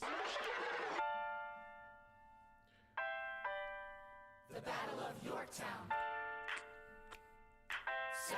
81. Monsieur Hamilton. Monsieur Lafayette. In command where you belong. Are you saying no sweat? We're finally on the Oh, they're very good, Hamilton. field. We've had quite a run. Immigrants, we get the job done. Look at the camera, the little head bob. I love that. So what happens if we win? I go back to France. I bring Freedom to our people if I'm given the chance. We'll be with you when you do. Immediately we abandoned France. Sucks to suck. Oh, lead your man. I see you on the other side. We'll meet again. I am not throwing away my shot. I am not throwing away my shot. Again, impeccably designed environments. Just like as background, when they could really skip out on the background because like to focus more on the characters for the animation, they don't do that. It's great. Yo, I'm just like my country. I'm scrappy and hungry and I'm not throwing away my shot. I'm not throwing away my shot. Interesting decision to have the flags be like this. Isn't it in this time like a circle of stars? I wonder why do this like square like thing with a star in the middle. because I saw they did it on the other flags, and I thought that was just like a shorthand for like the full American flag, which wouldn't make sense for them to have the full American flag actually. 1, 2, 3, 4, 5, 6, 7, 8, 9, 10, 11, 12, 13. But they are 13 stars. Maybe this is just easier to draw. Till the world turns upside down. The world turns upside. I thought that was gonna transition into an actual like boat thing, which would have been so good. I mean, they're already so good at transitions. That's kind of why I expected that at all. I know it so well. When we were learning about Hamilton before history class, I would start singing Hamilton to remember. Probably not the best mnemonic device, but good on you for trying. So much it feels more like a memory. This is where it gets me. On my feet, the enemy ahead of me. If this is the end of me, at least I have a friend with me. Weapon in my hand, a command, and my men with me. This is such a good like way of showing us the past and their history and like things that they've gone through, like in the comic style. And then I remember my Eliza's expecting me. Not only that, my but Eliza's expecting.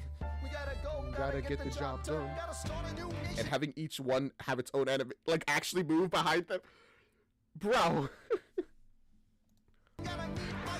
I am the bullets out your gun. Move undercover and we move as one. We have one shot to live another day. We cannot let a stray gunshot give us Away. I haven't.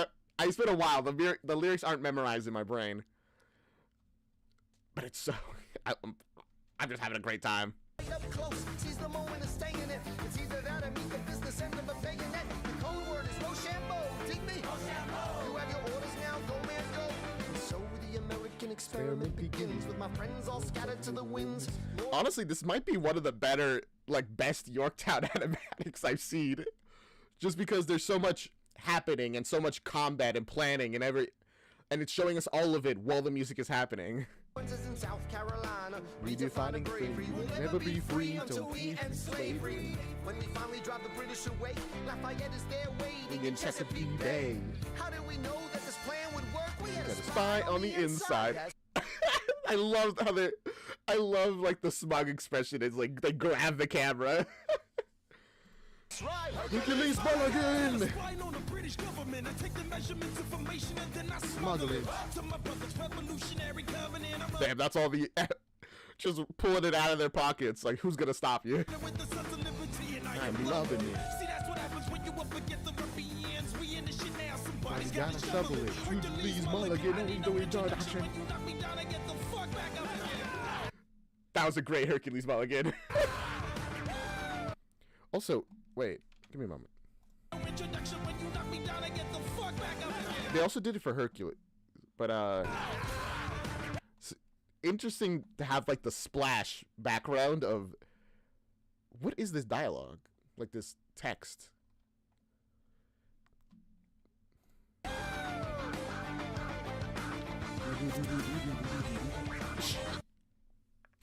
I did not expect an actual, even small, like, fight scene in this. And showing us the cannon that they stole.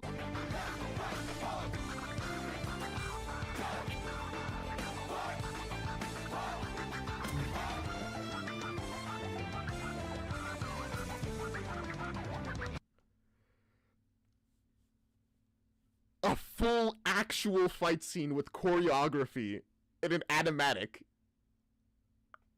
And mostly animated too. That is crazy. Those documents look like old revolutionary documents. That's what I assume, but I was hoping I'd get a more specific idea of what they would be. But I'm so blown away. An actual full Rambo is a different level of animator.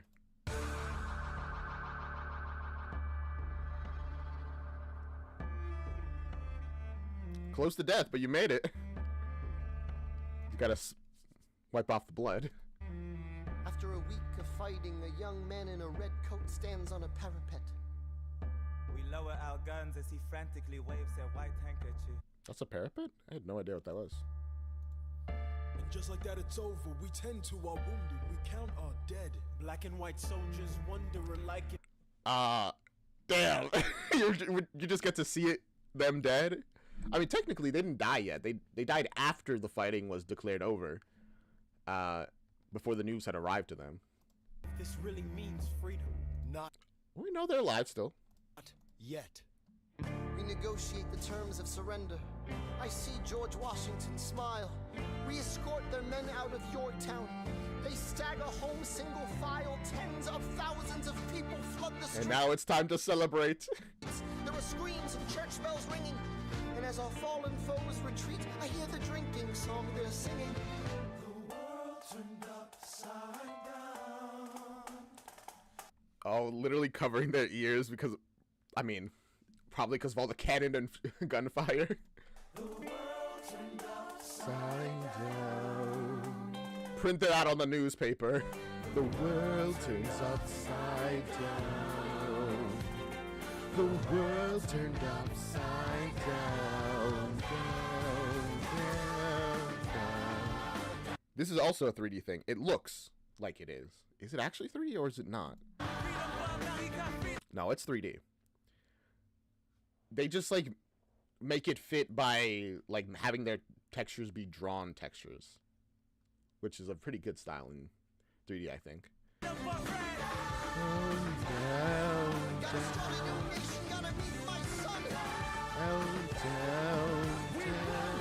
We won! We won! And then we get to see the audience as well. You are a rock star, this person. That was very fun. That was a nice little diversion for us. Now, it is time for another thing by Meowish. Susan Blackwell and Broadway.com Audience Choice Award Nom's Journey. What? I mean, I don't care at all about choice awards of any kind. They're all not rigged. It's just, it doesn't matter. They like mean nothing. Whether you win or lose, I don't care. Even who's like nominated. Tell me a little bit about your feelings about award shows. They are totally awesome.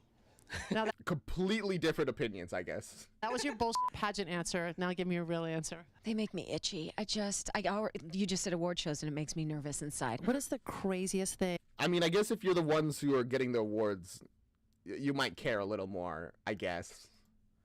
That has ever happened to you at one of these events? Did you ever get slimed, or were you ever... Wait, are we talking about the Nickelodeon's Choice Awards? It was never popular enough to get slimed. I've always wanted to. Baby, I'll slime you. Would you be willing to streak the Broadway.com Audience Choice Awards? Of course he would. Let's be real. Of course he would. But also, I feel like saying I'll slime you is a crazy thing to say. Great. Done and done. Tons of competition here. Let's look at it. Matthew Broderick. He's a hack. Hugh Jackman. He's too tall. Jeremy Jordan.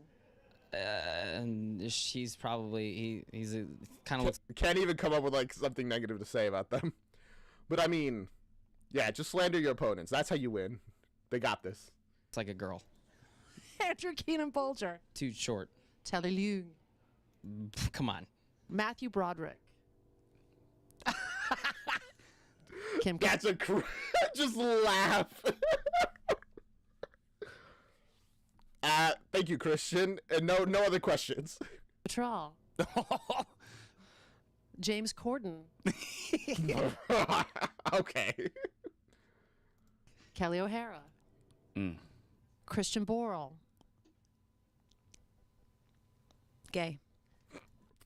Probably, yeah. You got Matthew Broderick. Norm Lewis and Audra McDonald. Too much crying. I would, if there's sex, I want to be in the middle. Wow. Was that the question? I thought the question was, I don't know what the question is. I thought an opinion. Huh?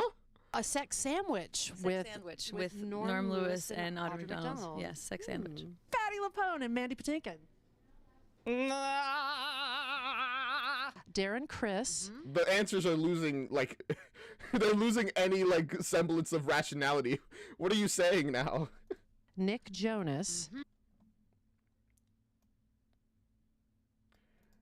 Christian, are you talking about Christian Borle? He's straight, even though you thought he was gay for a very long time.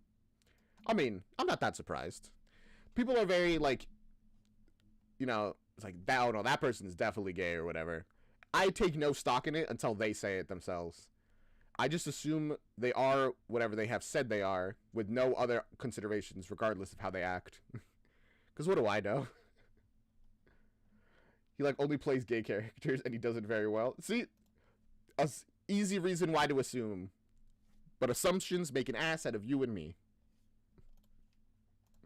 And Adam Pascal. Oh, wait, don't forget Raven Simone. Why is Raven's name underlined? Is she the winner? Like, have I already just seen the winner? What is... Why is the name... I mean, maybe she did. Maybe that's the winner. This? In Legally Blonde, he doesn't. That's true. That's true. But I was just reading chat, all right? Don't come at me. This is like bold and underlined. Why They're just an important person, probably. the hell I want to get dressed up on a Sunday night to watch Raven pick up my award? I'm going to have to accept on your behalf when you don't show up. Stephanie J. Block for Anything Goes. Anything did go. I don't even know. What are you saying by that? I don't know what that means, but it felt shady. Who do you think you Real, yeah. could most easily kill off if you were both tributes in the Hunger Games? Oh no, all of these bitches would be going down. Hey, I don't know. You might be surprised. Some people might bring out something primal in themselves. Nah.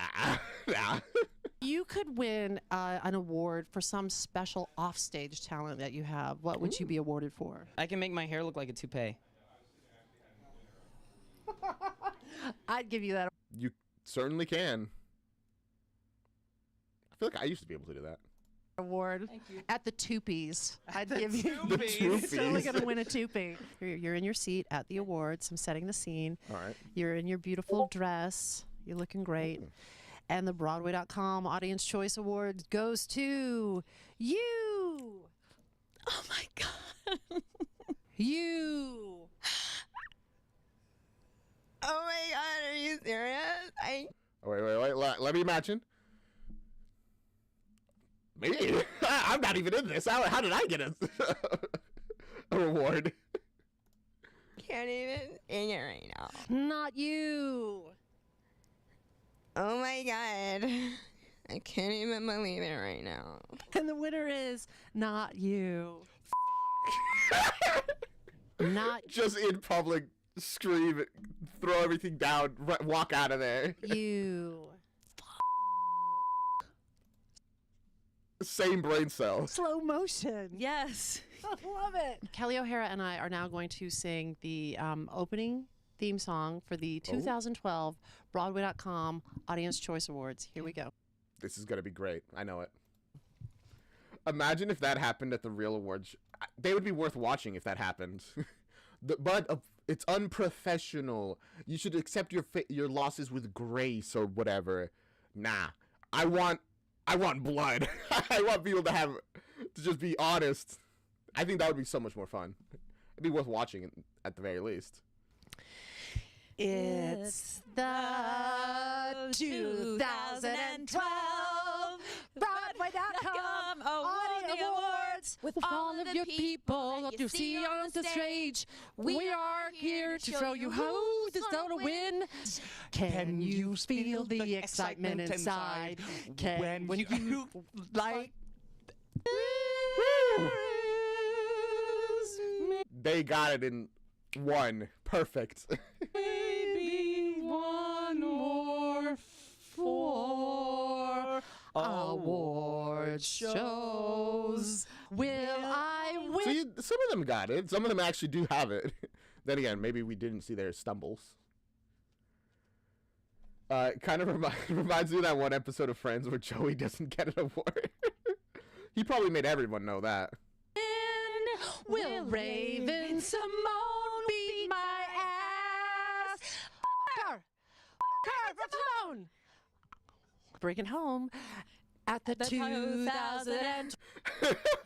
They just let all the honesty out there. I love that. 12 Broadway.com audience. That was me hitting that note. Do you guys like it? I'm sorry. Yeah. Woo. That was beautiful. Thank you very much for that experience. Oh gosh, more Christian Borle. Okay. The Blonde Studies of Emmett. So this is Christian Borle's study of his character Emmett in Legally Blonde, right? Also, watch this banger.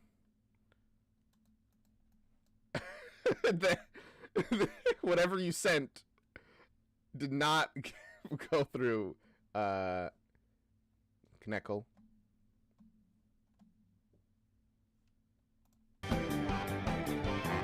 Whatever you say, Meowish.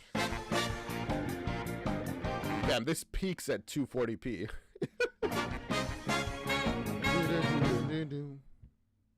At the beginning of Legally Blonde, Emmett Forrest has graduated from Harvard Law, and he is working his way up in the ranks of Professor Callahan's law firm. And how did you become him, huh? Did you just graduate from Harvard Law just to get into the position? Maybe? Stidwell, Ziskowski, Fox, and Callahan. And he has been working his whole life basically to get to this point, and he is waiting for the day that Callahan turns to him and says, here is the carrot, you are a full-fledged partner. And so he's basically Callahan's go-to boy. What drives Nickel, the link just didn't go through. I don't have links on because people kept sending stuff like, press this to get free V-Bucks or whatever. You gotta send it through the Discord, which you can join in the chat. Give me a moment. I have like a whole system for it. By system, I mean I send it in the chat. There you go. In the Discord. We have a channel called User Submitted Videos. Emmett is driven by his need to prove everybody wrong. He needs to prove to everybody that he is not where he came from. And yeah, he has that chip on his shoulder, as we heard. And that he can run with the big boys. And of course, all of this changes when he meets Elle Woods, and hence the musical. When we were looking at the film, we watched it obsessively and talked about what we could amplify, what we could take away, what we... Okay. So this was... They were part of like the first production of Legally Blonde, the musical, right? In which case, I can see why they would focus so much on the movie itself, because the only other example they have to go off. We wanted to, you know, pick and choose what we wanted to include. Really, for me, Emmett was the biggest opportunity, because God loved Luke Wilson, but he pretty much sat on a bench and drove a car, and they were madly in love. The stage Emmett is different from the fair enough. Movie Emmett in that I think he has a clearer history. You know where he's coming from. He is more of her friend in the stage version than he is a kind of a mentor. I mean, I didn't watch the movie, so I just kind of have to take their word for that. Okay, so he's like a mentor in the movie. I feel like that kind of messes up the relationship vibes, because it adds like not authority over her, but like a little imbalance, you know? Figure to her in the movie. We took Emmett and we made him a scrappier guy. In the movie, he's sort of just a guy who I'm not sure where he's from or what his background is. In ours, we made it very clear that he was from the slums of Boston. He'd grown up with his mom and a series of bums, and that he had worked like a dog to get through college, and he'd worked two jobs in addition. I feel like it's very good to have characters with a clear backstory, because like the best writing comes from when the character themselves are the one that are really talking, where you don't feel like the author is the one speaking to you. And that inherently comes from the author understanding the characters very well. You know, this is what Emmett would say based off everything that they've gone through, you know? you know, most people don't like narrate their life and like their backstory, but it still informs their just casual conversation, you know. Class, and that he had a complex about achievement and about authority. It takes place at Harvard, and yes, she does win a court case, and yes, she. But also, Nickel, depending on how short it is, I might watch it earlier before the stream ends. I do that occasionally, jump ahead for people that post this stuff while the stream's going. Whew. Sorry. She does become a lawyer, but it's really not about that. And the way to tell that story on stage was to look at the character of Emmett and find out, when does he meet her, how does he fall for her, how do they support each other, and why does she fall in love with this guy who's sort of been in the background the whole time, and then suddenly she turns and looks at him and goes, oh, you. When Jerry Mitchell... And I think they did that very well, honestly, in the musical. They managed to have him always be there, be like a good support, to the point that when they... And, you know, sprinkle in just enough relationship stuff so that when they did finally happen, you're like, yes. Or not even happen, when they finally acknowledge that they had feelings for each other, kind of. You're like, yes, perfect. But of course, they make the reveal at like the saddest moment. Came up to me and talked to me about doing the workshop of Legally Blonde. It was in the stairwell at the Schubert after a performance of Spamalot. And he said, I want you to do the reading of Legally Blonde. And I was flattered and excited and like, well, of course. I fell madly in love. Oh, so he was into it from the very beginning. With Christian. And I just went up to him and I said, you know, I'm working on a show and I've got a part for you. And I said, you want me to play the weird guy in The Circle that Elle Woods kind of rescues? You remember that character who was kind of like, I don't know, he was a Vulcan or something. And he said, no, I want you to play Emmett. And I thought he was kidding. It's more... Why? I feel like he's perfect as Emmett. Interesting, and it's more satisfying to everyone sitting in the seats that she doesn't fall for another JFK lookalike. That she actually falls for someone with integrity who treats her with respect. Yeah, so I like that logic. I mean, not that Christian is like ugly or anything. He's just a very different type of attractive. If that's a message for young guys in the audience who are watching, if you want the hot blonde chick, treat her with respect and you might get her too. I think a lot of men are going to really connect with Christian and the character of Emmett. And I mean, you guys were right. A lot of people did connect to the musical. And relate to him and also live vicariously that... Okay, Meowish. All right. I can get a girl like Laura Bell Bundy and Elle Woods. I don't consider myself a romantic hero type in this business. And I hope this part changes that perception. Because why does every leading man have to be, you know, barrel-chested and have a chin? Isn't there room for the chinless men? Well, you certainly made room for them. Not with your chin. You had to... That didn't help too much. But you made room. That was a nice little insight into, you know, Legally Blonde. Damn. All right. Where are we on time?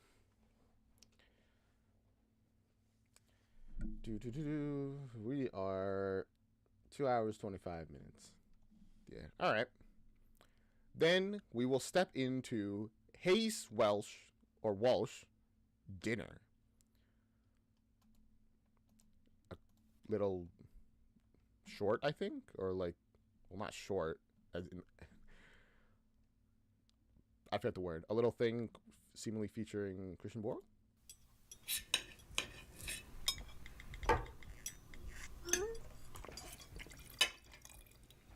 Okay, somebody's eating.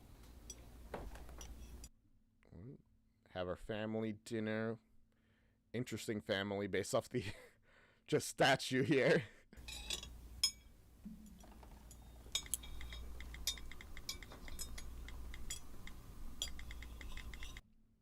A family that's very disconnected based off of the complete silence.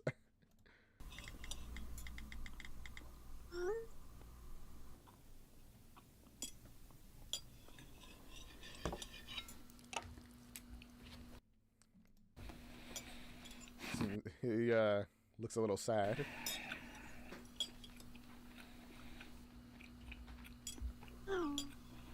Can't even blame it on the phone because only one of them is using their phone.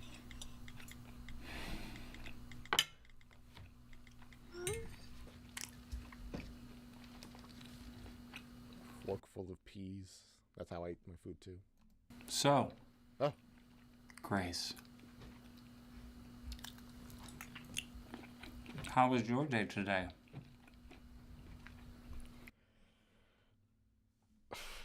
Wow, crazy that your attempt to like start conversation has actually made me feel even more awkward. Good.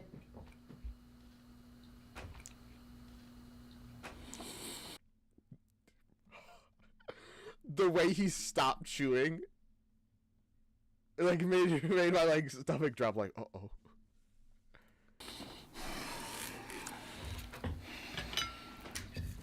Billy, what about yours?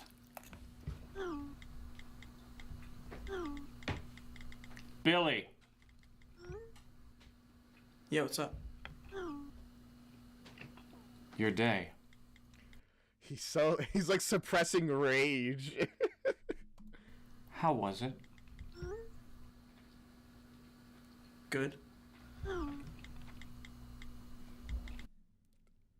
The way they shut down the conversation. But to be fair, how was your day? It's a pretty bad question for like starting conversation because it's just like good, you know? Oh, sorry, my eyes.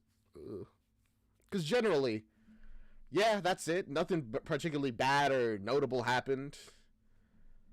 But also, they could probably be doing better of like, you know, talking a little bit about how the day's been.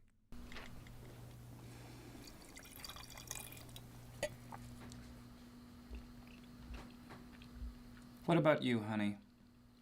How was your day? Was it good?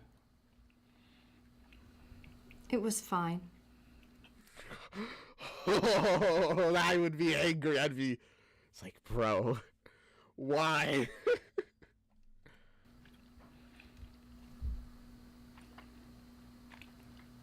Oh, the like, the stuttered chew of, oh boy.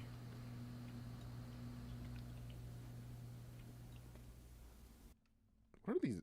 The meals look pretty good that you guys are eating, by the way. Besides the peas, I don't understand who likes peas. Chicken, it looks alright. No rice, interesting. Then again, I eat all my food with rice, so maybe I'm this odd one. That's because my mom makes rice every time. I have absolutely had it! You people have nothing to say? And, okay, then he explodes. I mean, there's a better way to go about this, but right, go off, I guess. What the hell has become of this family? Both of you, my own children. I ask you, how was your day?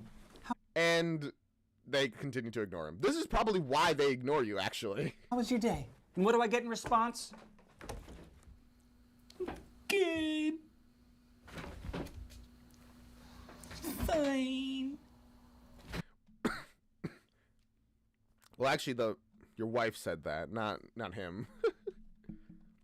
That one nice teacher breaking character.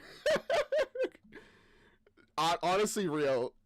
Every time the teacher, you know, they was so normal, and then one thing happens, and then all the tension of that day that maybe some of your classmates are responsible for, maybe not, or they've been building up from previous classes, explodes into just, you know what I do here, what I worked for, blah, blah, blah. The same goddamn thing. Every day. Just talk. Just speak. With your mouth. You know what I miss? I miss the olden days. The good old days. When everything was great. Which never happened. You guys actually gave a shit about this family. I mean, come on. Grace, Remember the good old days? Remember when I used to snuggle up in your bed and I would read you Dr. Seuss every night until you went to sleep? Do you remember that? Green Eggs and Ham? You remember Green Eggs and Ham? His face is red. Green Eggs and fucking Ham? That was your favorite. I do not like them, Sam. I am. I do not like Green Eggs and Ham. Do you remember that? Do you remember that? Do you remember when we used to climb under the comforters and we used to play spaceship and we used to? I'm so concerned of where this is going, because I'm very concerned about him. Pretend that we were flying through the solar system. I miss that. I miss my little girl who now dresses like a complete slut. I mean, I didn't expect him to say that. Brainwashed from the 7th grade. All you do now is you go to these bat mitzvahs. You dress in like a short dress with high heels, with makeup on. It doesn't look good, Grace. It doesn't look good. You don't need this. You're a beautiful girl, Grace. You don't need this. I do think the makeup doesn't look very good, but that's because I don't really think much makeup besides the, natural look looks good. But that's a personal thing. You wear whatever you want. You don't need this fake stuff that's just eating so red away at your innocence. I mean, what happened to my little girl? And you, Billy. I mean, do you remember? You remember the times we? Is this in his mind and he's not actually saying this? This is just what he wants to say to them, and that's why they aren't reacting? To go to Bobby Bizarro's, we just get some sliders, play some shuffleboard, have some great father-son bonding time, Remember that? And then, remember when we used to play catch in the backyard with that baseball that I caught at the Yankees-Mariners? I mean, it sounds like a great time. Like, you guys were great, but they are growing up, and you have to adjust to that, Like, they're older, their interests are different, and you can't just keep wanting them to not be like this. And you just kind of have to adapt and try to meet them where they are, rather than where you want them to be, This game, you remember that game? You remember it? You remember it? You remember it? You remember it? May 2nd, 2008. It's been clearly he doesn't. So long since you've even considered making a memory with me. It's like you woke up in the morning with hair on your balls and you just forgot who I am. Your own father. You don't tell me anything. The random out-of-pocket statements are crazy. But to be fair, on his side, it's hard to connect to them when they don't want to tell you anything. Well, probably not, but in this case, they don't tell him anything. So, of course, he doesn't know how to relate to them. He doesn't know anything about them because they don't tell him anything. And when he tries to learn about them, they don't tell him anything. Think about your personal life. I can't even get your attention with this stupid fucking cell phone with this little smiley poop emojis. I mean, Jesus, Billy, it's just damn right disappointing. I'm your own father, and you pretend like I don't even exist. Oh, and by the way, pull your pants up when you get a chance. You're not. He's sagging. Do people still sag? I hope not. It never looked good. Snoop Dogg. And you. Don't think I've forgotten about you. Oh, gosh. What do you have to say to your wife? I cannot believe you. I mean, look at yourself. You just let all this shit happen, and you don't do anything about it. Absolutely nothing. I mean, she drowns her sorrows in alcohol. You should probably help her deal with that first before you want her, can get her to do anything else, man. My goddamn ass off 60 hours a week. 60 hours a week for this family, trying to support us, and you do nothing. Nothing. Exactly. You just walk around, la-di-da. Again, I can see why the father is part of the problem here. Because, of course, he doesn't consider himself any part of the problem. And I feel like that's going to be the kind of twist reveal at the end, how they see him, Just swiping my fucking credit card, buying shit we don't need. Oh, no, look at this. I like this. I want that. And that. Oh, I like that. And I like that. Oh, and I love shoes. I don't have enough shoes. Yay. Oh, shoes. I don't have enough. And then you just come back and you just sit here. Oh, wait. That's more evidence. Shoes. I don't have enough. And then you just. He put them back in the opposite order, but now they're back into the original order. So either that is a continuity error, or evidence that this is all in his head. Just come back and you just sit I'm talking about these two items that he just picked up. here and you drink glass after glass of wine. You look miserable. You are miserable. I haven't touched your boobs in 7 months. Grazing them with my elbow in the kitchen doesn't count. I mean, when was the last time you just stopped what you're doing, just for a second, just for like a second, and you look me in the eye and say, I love you, hon. Damn. Their whole family is falling apart, bro. I mean, you could be the change you want to be. Look her in the eye and say, I love you. When was the last time you said that to me? I kill myself for this family and I get nothing from you. I mean, I cannot believe what has happened to this family. You're all so involved in your own shit. You can't even have a conversation with each other. I can't even sit at dinner. Is this why he had the peas? Just so he could throw them at people? At my own dinner table and have a conversation with my family. What the fuck?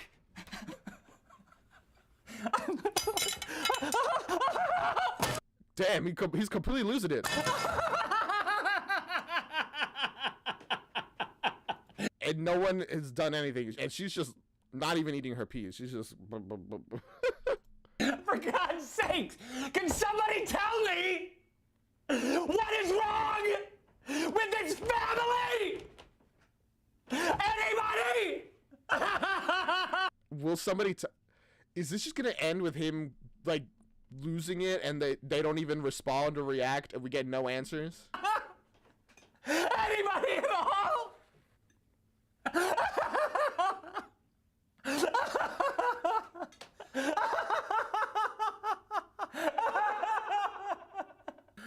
I knew it. I literally knew it. He hasn't said anything. And that's why no one has reacted at all.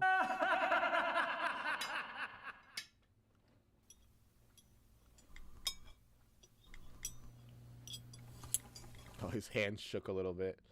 Sir, maybe you are the thing what's wrong. I mean, it's very likely that no one specifically is the thing that is wrong with this family. It's just a combination of every issue and no one stepping up to fix them in the right way.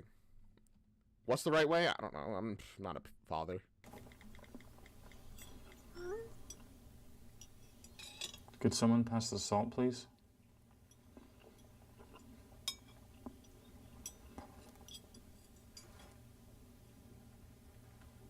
And they don't even pass the salt. That's how you know the family has fallen apart. But unironically, if he had done that, but like more calmly, like out loud, spoken to people, probably would help a lot. The fact that no one is saying anything just kind of perpetuates this continuous, like, situation, you know? Communication changes stuff. I don't know. Like, they don't... But whatever. Alright. Next video. I'm gonna go to the bathroom real quick. Then we'll continue with Martin commits arson. ASMR. The Magnus Archives animatic.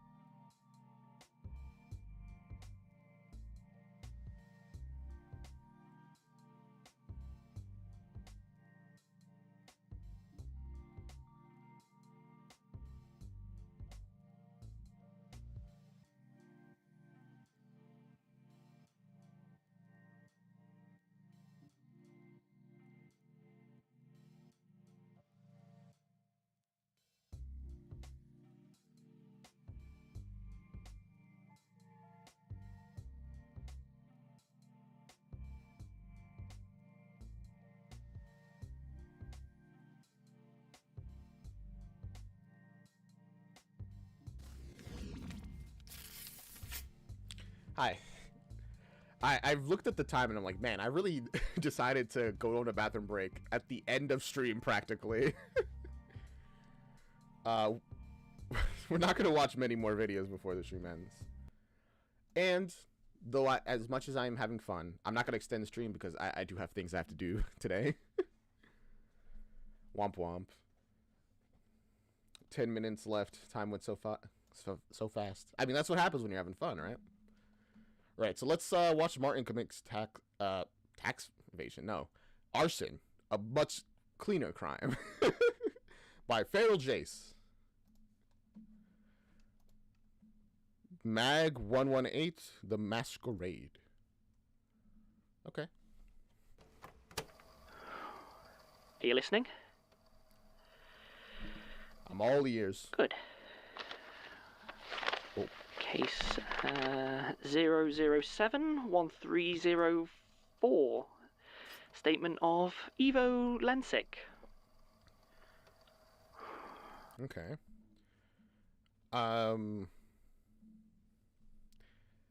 So the setup of the Magnus Archives is essentially that you're a person listening to a bunch of like weird cases, right? All right.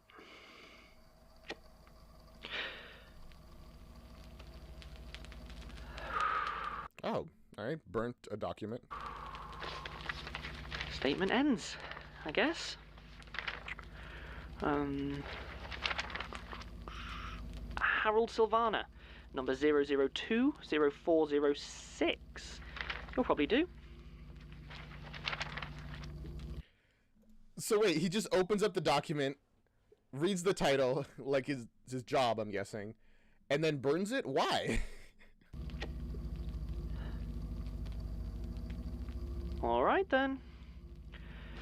0140207, Dylan Anderson. Yeah? Okay. There's plenty more on the pile. What is he doing? Is he like expecting the record to like say something? Martin, open the door. Sorry, Elias. I can't hear you.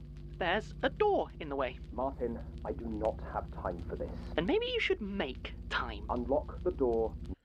Head archivist office. Wait, the head archivist is burning stuff? What? He's trying to piss off a producer. I'm just upset at the destruction of, like, documentation. Now. I thought you had a key. Martin. I'm not going anywhere. I would hurry, though, if I were you. Hello? What? Video cuts once the recording ends, which I guess makes sense. We don't get to see what isn't recorded. What are you doing? That one was Benjamin Hattendi. He went fast enough with the key. What are you doing? What are you doing? Oh, I'm sorry, can you not just look into my head? Read my mind? What's wrong? Too busy trying to keep an eye on everything? Tell me what you're doing. Oh my goodness. He's the Watcher. He's got eye, okay. And why? I just thought I'd, drop a couple of ideas in the old suggestion box. Turns out my suggestion is fire. He sounds so nervous and looks in the animatic very like unsure, but also confident. Like, I don't know. He seems a little deranged right now. And yet you haven't set the whole archives alight. So I assume this is, what's it called? A cry for attention. Maybe I mean, I guess. Just thought it might hurt. No more than you're hurting yourself by acting out. Oh, that's it, isn't it? Martin's just acting out. I mean, Daisy's a rabid dog and Melanie's a potential killer. Wow, without any context, so a lot's happening, I guess. Tim's a rogue element, but Martin's just acting out. He'll have a cry and a lie down and feel much better. And if you're trying to convince me otherwise, then you are failing. Who is this man? Now, If you're quite done, I am very busy. Oh, sorry. Sorry, I'm not keeping you from the show, am I? Well, you head back. I'll keep myself busy here. Albrecht von Closen is next, I think. It's quite an old one. Should go up very quickly. Did John put you up to this? You think I'm doing this for him? No. It's just the sort of half-baked scheme he'd come up with. I mean, it seems like he's very stressed, the other guy, so maybe the pure stress is getting to him of whatever he's doing. And I'm well aware that you'll do just about anything for him, and I don't need to read your mind for that one. The red on his face. Do you Is it so hard to believe that I hate you as well? No. It's just hard to imagine that you would act on it. You think I'm what? I'm bluffing? Oh, no. You've made that quite clear. So what? I don't get to be angry. I don't get to burn things. Just run around making tea while everyone else gets to actually have feelings. Please get. I guess the question is, what are you trying to accomplish here? Because yeah, what are you trying to accomplish here? The point, Martin. Maybe there isn't one. All right? Maybe. Maybe you're just wasting my time. Yeah. Yeah, maybe. I mean, yeah. You know what? In that case of like, there is no greater purpose. I'm just wasting your time. I guess that works. I see. That puts me in a difficult position. Good. You might want to turn the tape off, Martin. I feel like something bad happened between this and the next recording. Sorry. Looks like it wants to know what's going on. A pity. You know, John... Oh, is this the next... Is this literally right after he turned it off, and then it turned itself back on? John listens to all of them. What? You don't want him hearing your big, evil speech? Just wanted to spare you the small amount of dignity you have left. Dignity? Oh, right, yeah. Like the dignity of being trapped in your flat by worms. Bro. Or sleeping in the archives, clutching a corkscrew, or fetching drinks for the thing that murdered your friend without you even noticing. First day as archival assistants. Oh, yikes. That's a big yikes. They really okay, we got some mimetic division and stuff going on then. Laughing at all their little jokes, then being left to wander impossible corridors for weeks. Are you done? Not even close, because... Alright, it sounds like they've gone through a lot. Feels very SCP, like low-level SCP runt guy, and then falling apart from the job. I've been thinking. It's not like you got this all-seeing thing recently. You've had it the whole time. Okay. I remember the way you looked at Sasha after the attack. You knew it wasn't her. And I reckon you knew Prentice was lurking under the Institute too, and you did nothing. Why? Damn. Okay, yeah, no, that's a good question. So a lot of horrible things have happened that he has seen and probably could have prevented because he already had seen them happen. That's a great question. Why? Let's just get this over with, shall we? What? Like with Melanie? Just that perfect bit of information to leave me a wreck? Yes. Well, I hope you've got something better than that pathetic dig at my feelings for John. It's baffling, really. He's gonna say one word, it's gonna blow this guy's mind. Kind of reminds me of Worm. This is reminding me of a lot of things, actually. But specifically, this is reminding me of when the big bad in Worm said one line to one of the, like, heroes. And immediately he fell apart. Because, like, no. Such loyalty. It was too much for him. Loyalty to someone who really treats you very badly. Oh, is that supposed to be, what, a revelation? You know, I really should have gone for that. Found something that would finally manage to shatter that precious image you have of him. But, as you say, I am very busy at the moment. So I suppose I'll just have to go with what I had prepared. What is it? Come on. Do it. Your mother. She's always been difficult, hasn't she? Okay, mother. Is it gonna reveal that she's actually like an evil being this whole time? You take care of her for years, feed her, clean up after her, and now, with her condition degrading even further, she is the one that asked to move into a home, to have it left to the nurses. She's the one that refuses your visits. She's always been... Strong-willed? Stubborn? No. Is she already dead and has been replaced by like a supernatural being? No, Martin. You know the reason. Your mother simply hates you. You just don't know why. It's not your fault. Oh. I mean, that's painful, but not what I expected. Though I know that isn't any consolation. It's just bad luck, really. How old were you when your father left? 8? 9? When your Does she blame him for, like, the bad stuff in her life? mother began to sicken and he decided he was done with you both. Not old enough to remember him with any great clarity, especially when your mother refused to keep any pictures of him. She never recovered from that betrayal. He just tore her heart right out and took it with him. The thing is, though, Martin, if you ever do want to know exactly what your father looked like, all you have to do is... Ah, got it. She hates him because he reminds her too much of his father. Got it. Look in a mirror. The resemblance is quite uncanny. The face of the man she hates, who destroyed her life, watching over her, feeding her, cleaning her, looking down on her with such pity. Shut up!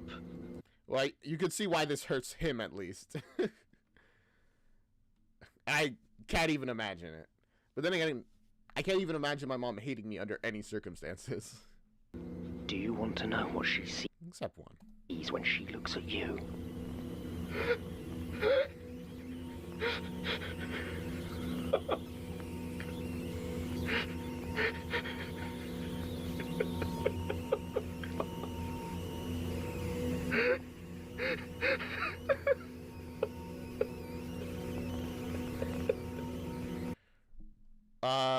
That's rough, buddy. Womp womp. Don't burn any more statements.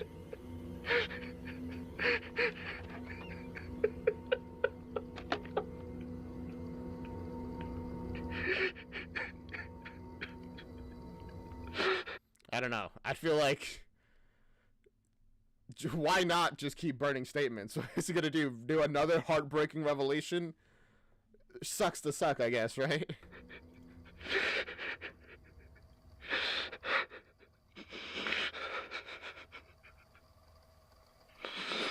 Then again, I guess maybe this hurts enough that he doesn't want to have another break, you know?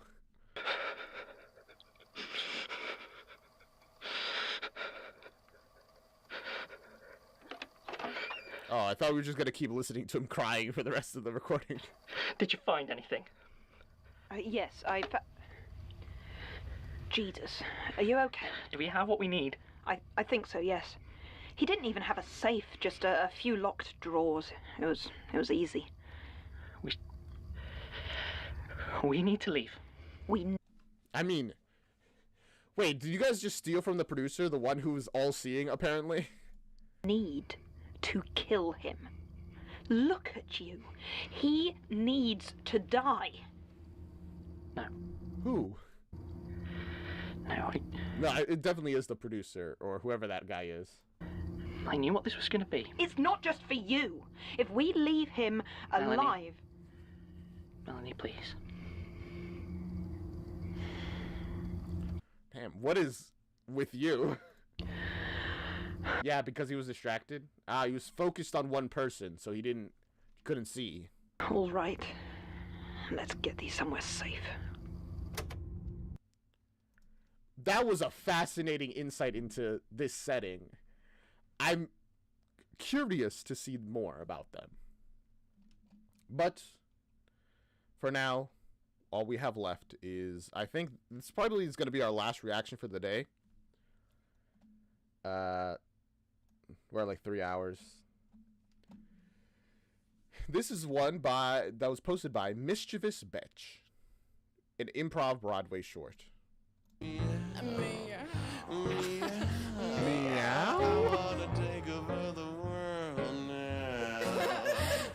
Oh, an improv song. I love those so much. It's crazy impressive when somebody has practiced improv for decades just goes off and makes a song out of nowhere. A good song, too. I wanna take over the world, but how? Meow.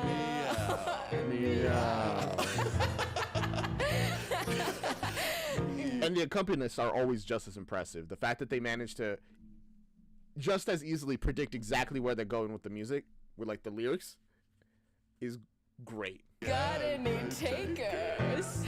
Put me in charge, just grab me by the whiskers.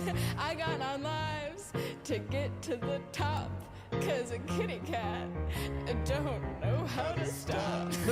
Take over the world. Some people say that's crossing the line, but there ain't nothing too far for this feline. Meow. Meow. Take Hey, listen. I bow to our fluffy overlords. Rule the world? There's worse. I mean, there's worse people to be in charge. Like a human. Might as well put a cat in. Over the world, but how? Oh, I'll blow up the world once, twice. How do I survive? I've got 9 lives. Oh, the plan makes the hair on my back go up. I think I'm gonna blow the world up. Meow. You can't rhyme up with up. But whatever, it's fine. Meow. Meow. They're both having so much fun. They're like, she's like barely holding back laughter. Take over the world, but how? Meow. Meow. Meow. We're communicating. Understand us now. Me, I think I'll take the subtle They've translated the meows for us. approach. I'll steal every old lady brooch by brooch, and once I think The old ladies.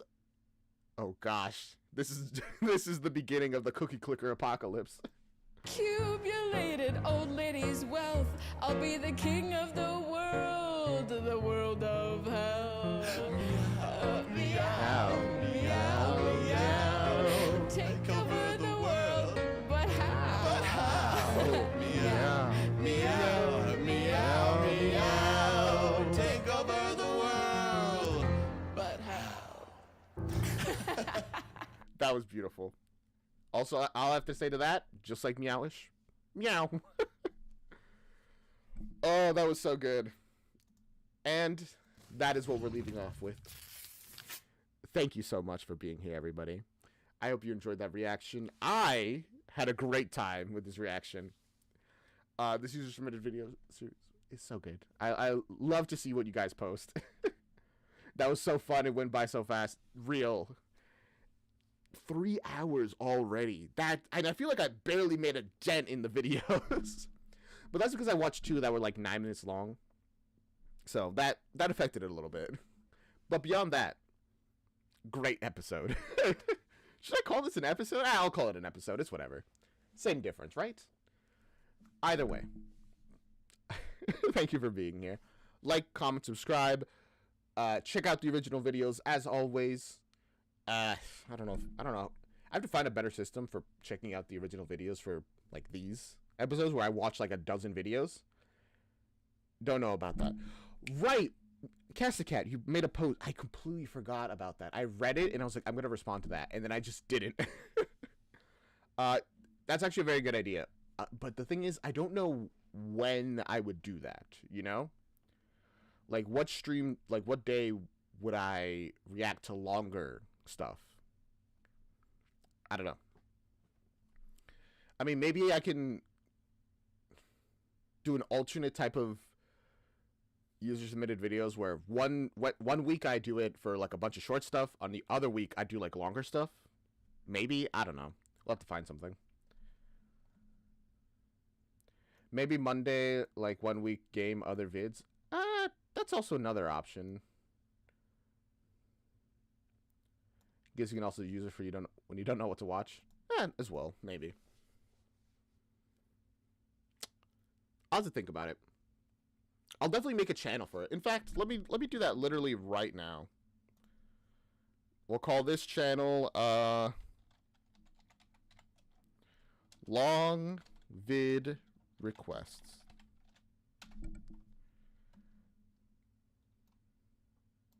This is the channel for if you have anything above 20 minutes. Or like, actually, I think I'm going to make user submitted videos like 10 minutes maximum. Is that everything is. Mostly to keep other things more clear in the other channels. Yeah, I agree. That's a good idea. All right. That's done.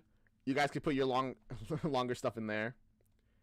And see you guys around. It's time for the outro song.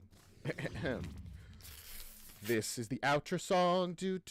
This is the outro song, do. This is the outro, outro. This is the outro song, do. This is the outro song. This is the outro song. This is the outro song. This is, what the heck? Why isn't it? Why is the emote walls not working? Bye. Bye.